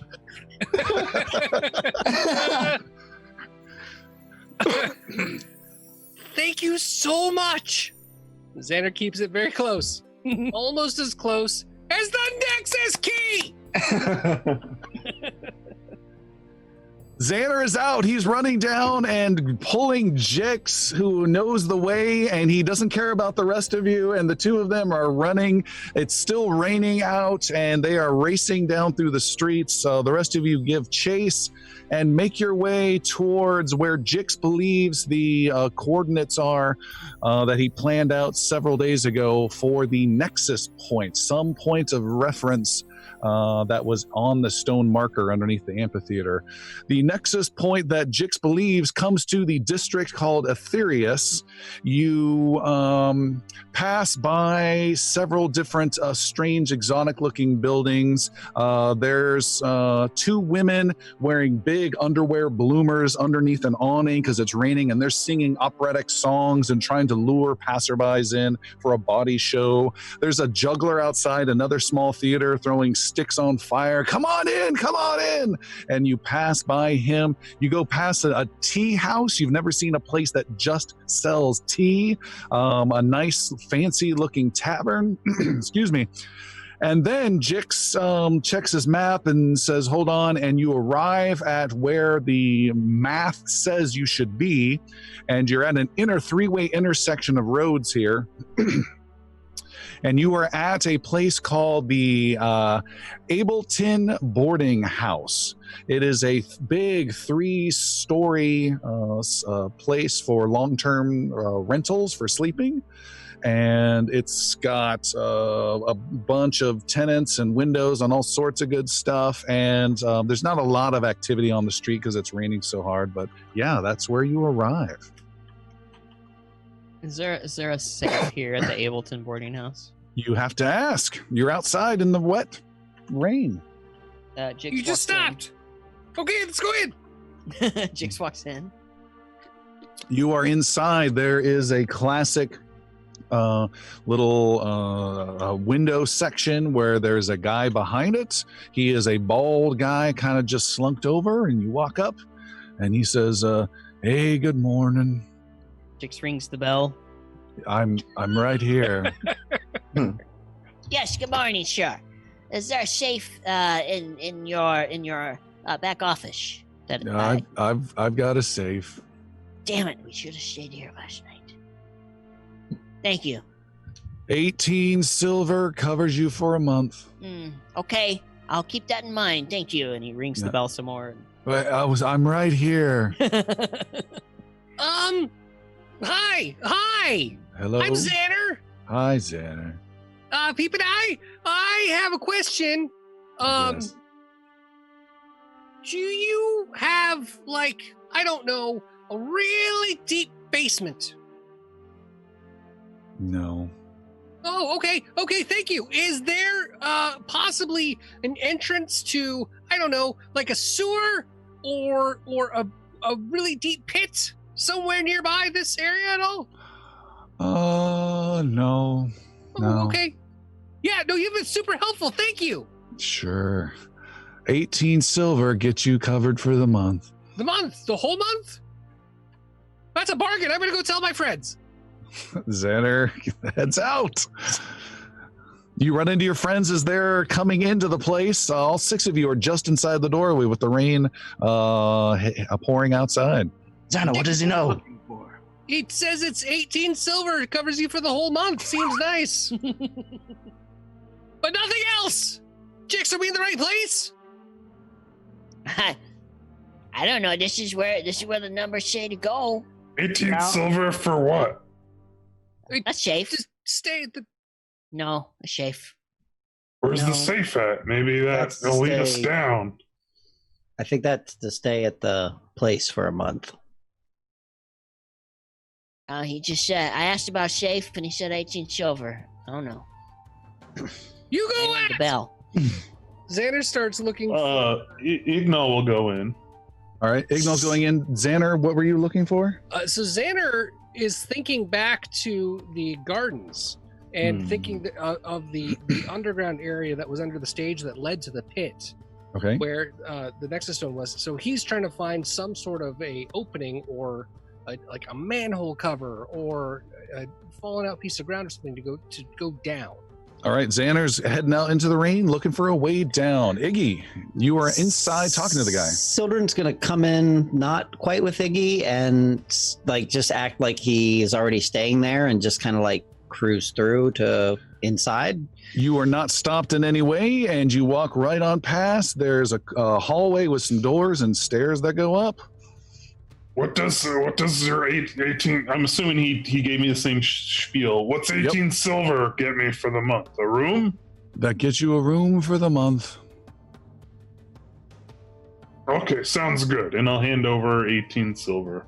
All right, he gives you a thin little key and says, second floor, second door on the right. What's the name of this place called? Ableton's Boarding House. And I will follow Sildren. All right. Yeah, I'm looking for anything on the bottom floor. There's probably the regular doors for the rooms. I'm gonna avoid those and look for like a storage room, a back room, office, administration, anything like that. Med lab, yeah. Okay. You start Jix. looking. Jix. Rings the bell. Yes. Excuse me, sir. He looks down. Yes. Do you have any rooms on the bottom floor, please? Stairs are hard for me. Yes. That's my line. 18 silver. For which room? On the bottom floor. How many do you have on the bottom floor? I have one, but it smells. 18 silver. What's it smell like? Smells like fish. Perfect. I'll take it. All right, you slap down a handful of platinum. You're not charging me extra? It's mine forever. Brenros is sticking with Xander. He's not keen on him wandering off on his own wherever he's off to. Same All right. with, interesting. The three of you. The three of you are out there.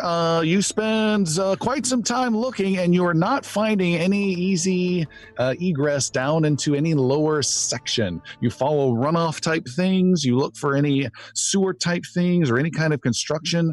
You're not sure. You pop into a quick tavern here or there. They have no information to share. You're getting nothing but wet. Are there Seems like. Oh, good. are there actual bathrooms in these rooms or just buckets? They would just be a group shared bucket at the end of the hall. Idrisil's going to go around to the back of Ableton's, the Okay. back of the building. Is there like stairs going to a basement outside, storm cellar, anything like that? There are no stairs going down. You check the back door. It is unlocked, and you can just walk right in. It's not the most secure place in the world. Yeah, I'll walk in. All right, you walk in. You are immediately caught by Sildren, who's immediately caught by Idrisil. You're coming in. He's trying to open a different door. Did you want it? Sildren, you found a storage room, but there was a small little generic storage room with nothing of value and no other way in or out. And you keep looking. Yeah, Xander? I'm gonna start going like door to door, even if it's not, their people's rooms. I'm doing a door to door search at this point. So you're opening the doors and going in. Yeah, unless I'm like immediately like, oh my god, get out! Whoa. Okay, And then all right. and then When you get to the if that happens, then I offer Bright Lotus and try to come in anyways. Oh my God, get out! Xander, Brenrose? Yeah, what's at the periphery of Aetherius? You're Gardens. Yeah, you're not. You're on probably the western section. You would have to walk some distance away to get there. Is that what you want to do? Oh no, I thought we were in the area known as Aetherius. You are, But Pretty but she's pretty big. So is we. Yeah. Oh, it's pretty big. Okay. I was seeing roughly where we're at. If there was potentially ways down along the, was it a cliff edge that is generally around this whole area? Those are rivers. Those are rivers. Okay. Xander, you had something? You look like you had something. So, not quite out in the open, but when he gets a chance, whether it be in the boarding house or not, Xander wants to actually take the key out and just, I don't know if it's like an Arcana check or a perception, but try to see if there's any way he can tune to it that much more to give him an impression of where the nexus point may be. Using it like a dowsing rod. Almost like a dowsing rod, sure. You pull it out, you have no such effect. You really focus on it, and then you notice the long length of the key has like 5 or 6 lines that like slowly rotate, and there's little prongs of it's a wireframe white line, almost like something out of the movie Tron. You're holding it, and then every so often as you move it, the lines move.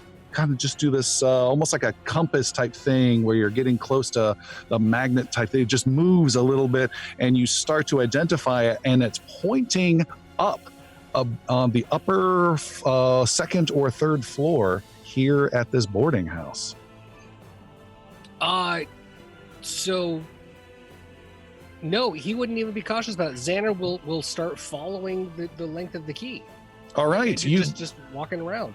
You go inside, you walk past all your friends that are trying all these different doors. You walk past Jix, who's excited about how many buckets he's found, and you make your way up to the stairs to the second floor, and you hold this large wireframe magic key in your hand, and you sense it's still up above. And you go up above, and there you're on the third floor, and you sense it is still up above. Is there any way to get above the third floor? You look around, and Sildren, who's an expert at opening the doors in this place, is able to follow and help you find a way up. You pull down one of those little ladder type things and go up above, and you actually open up a trap door and are on the roof of this place. The rain is pouring down, and you are on what is called a widow's walk, the classic Maine type concept of the small square railing on top of these coastal nice fancy mansions. Surrounding this are these gabled dormer windows. Those are the windows that kind of extend out from the roof and are have their own little mini roofs on top.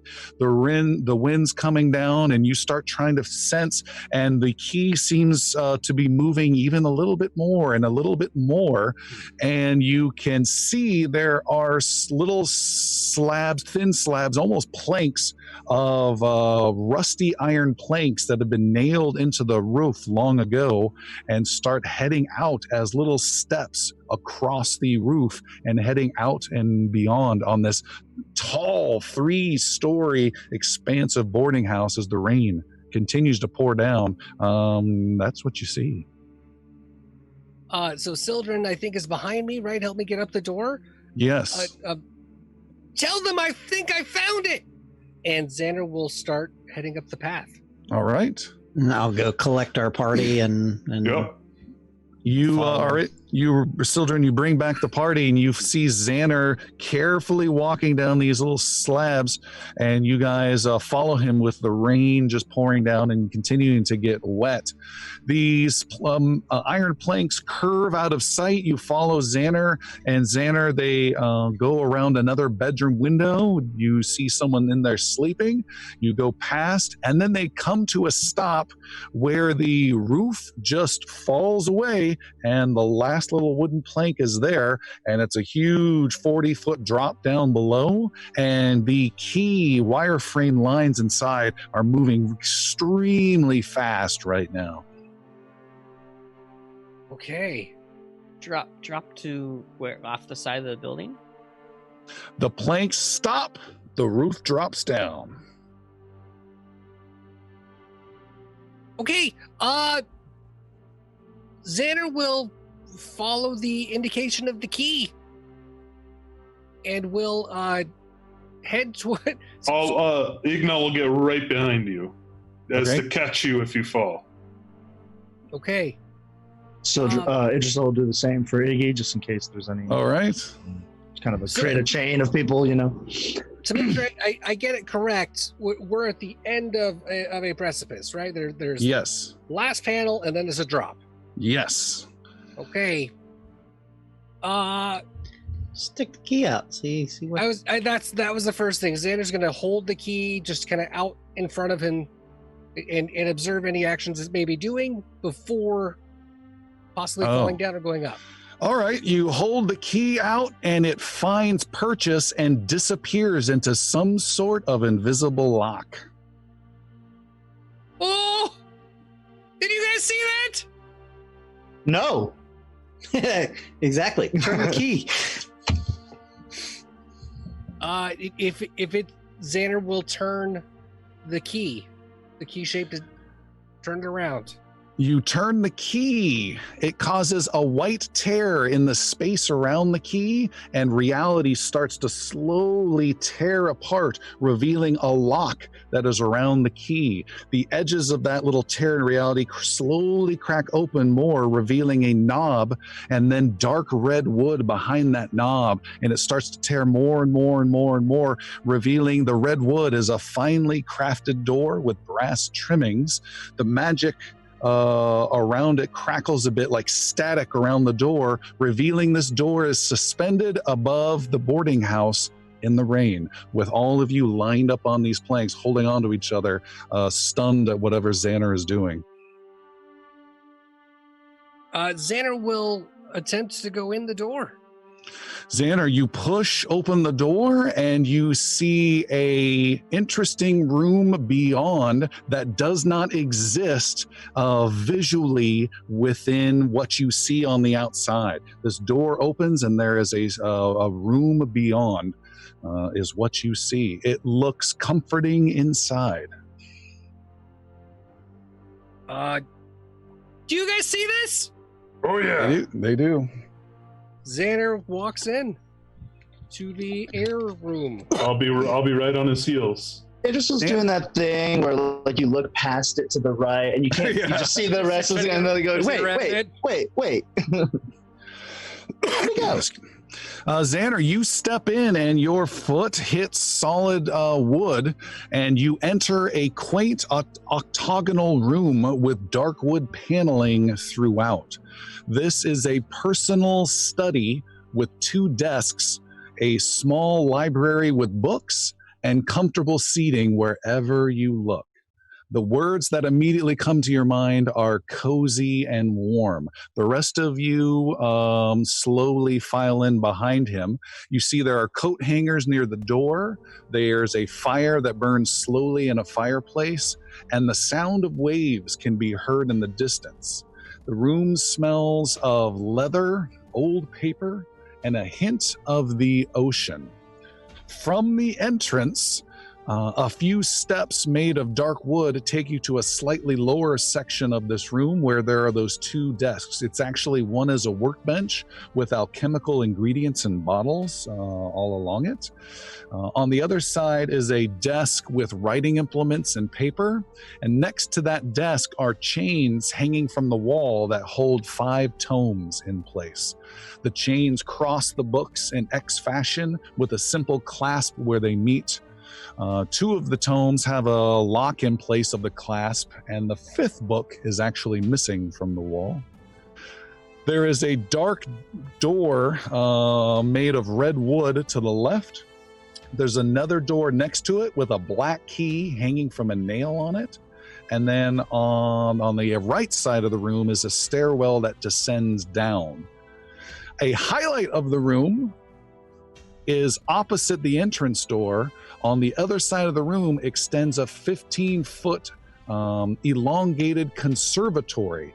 It's just an extension, almost like a finger of the room, made of the same wood floor and paneling, but lined with huge windows on all sides. You see under these walls are long benches made of comfortable red cushioning. And at the end of this conservatory is a small step up to where the windows converge. And there is a wooden podium lit by an unknown light source, and upon that pedestal is an old tome resting in the light. Finally, back in the center of the main study is a shaft of fog covered in white light. A single piece of parchment floats within the fog, and you can hear more distant waves crashing against a rocky shore. Xander does the trick he's already learned and takes his staff of evocation at the butt end and pushes it into the... You know what? He's never tried this. Xander reaches for the parchment. All right, you touch the parchment and pull it towards you with no ill effect. The parchment actually comes free, and the shaft of fog and light fades away, and you hold the parchment in your hand. Probably should have tried that before. Xander will read the parchment. All right. The rest of you pile in. The door gently closes behind you, and it is much more warm and dry in here than it was back outside. Xander, there is a handwritten letter in here similar to writing you have read before. It reads, and it's a longish letter, so here we go. It reads the following. My dear little brother, I know we haven't spoken in a long time. I blame myself, lost in my research and books, forgetting about the world outside. I have heard you made an industrious life for yourself and have a wife and son to carry on our family name. I hope you can forgive all the arguments over the years and the distance I have put between us. I have been busy here in the Nexus, but that is no excuse for my distance from you. Time has caught up to me. I am not the young man you remember. While I have no honorable legacy or grand riches to share, I do pass on to you my greatest accomplishment, the Nexus. This sanctuary has been my home for many years and a wonderful place to spend my time. Over the years, I have crafted my stories, worked on my incantations, and enjoyed my quiet days here.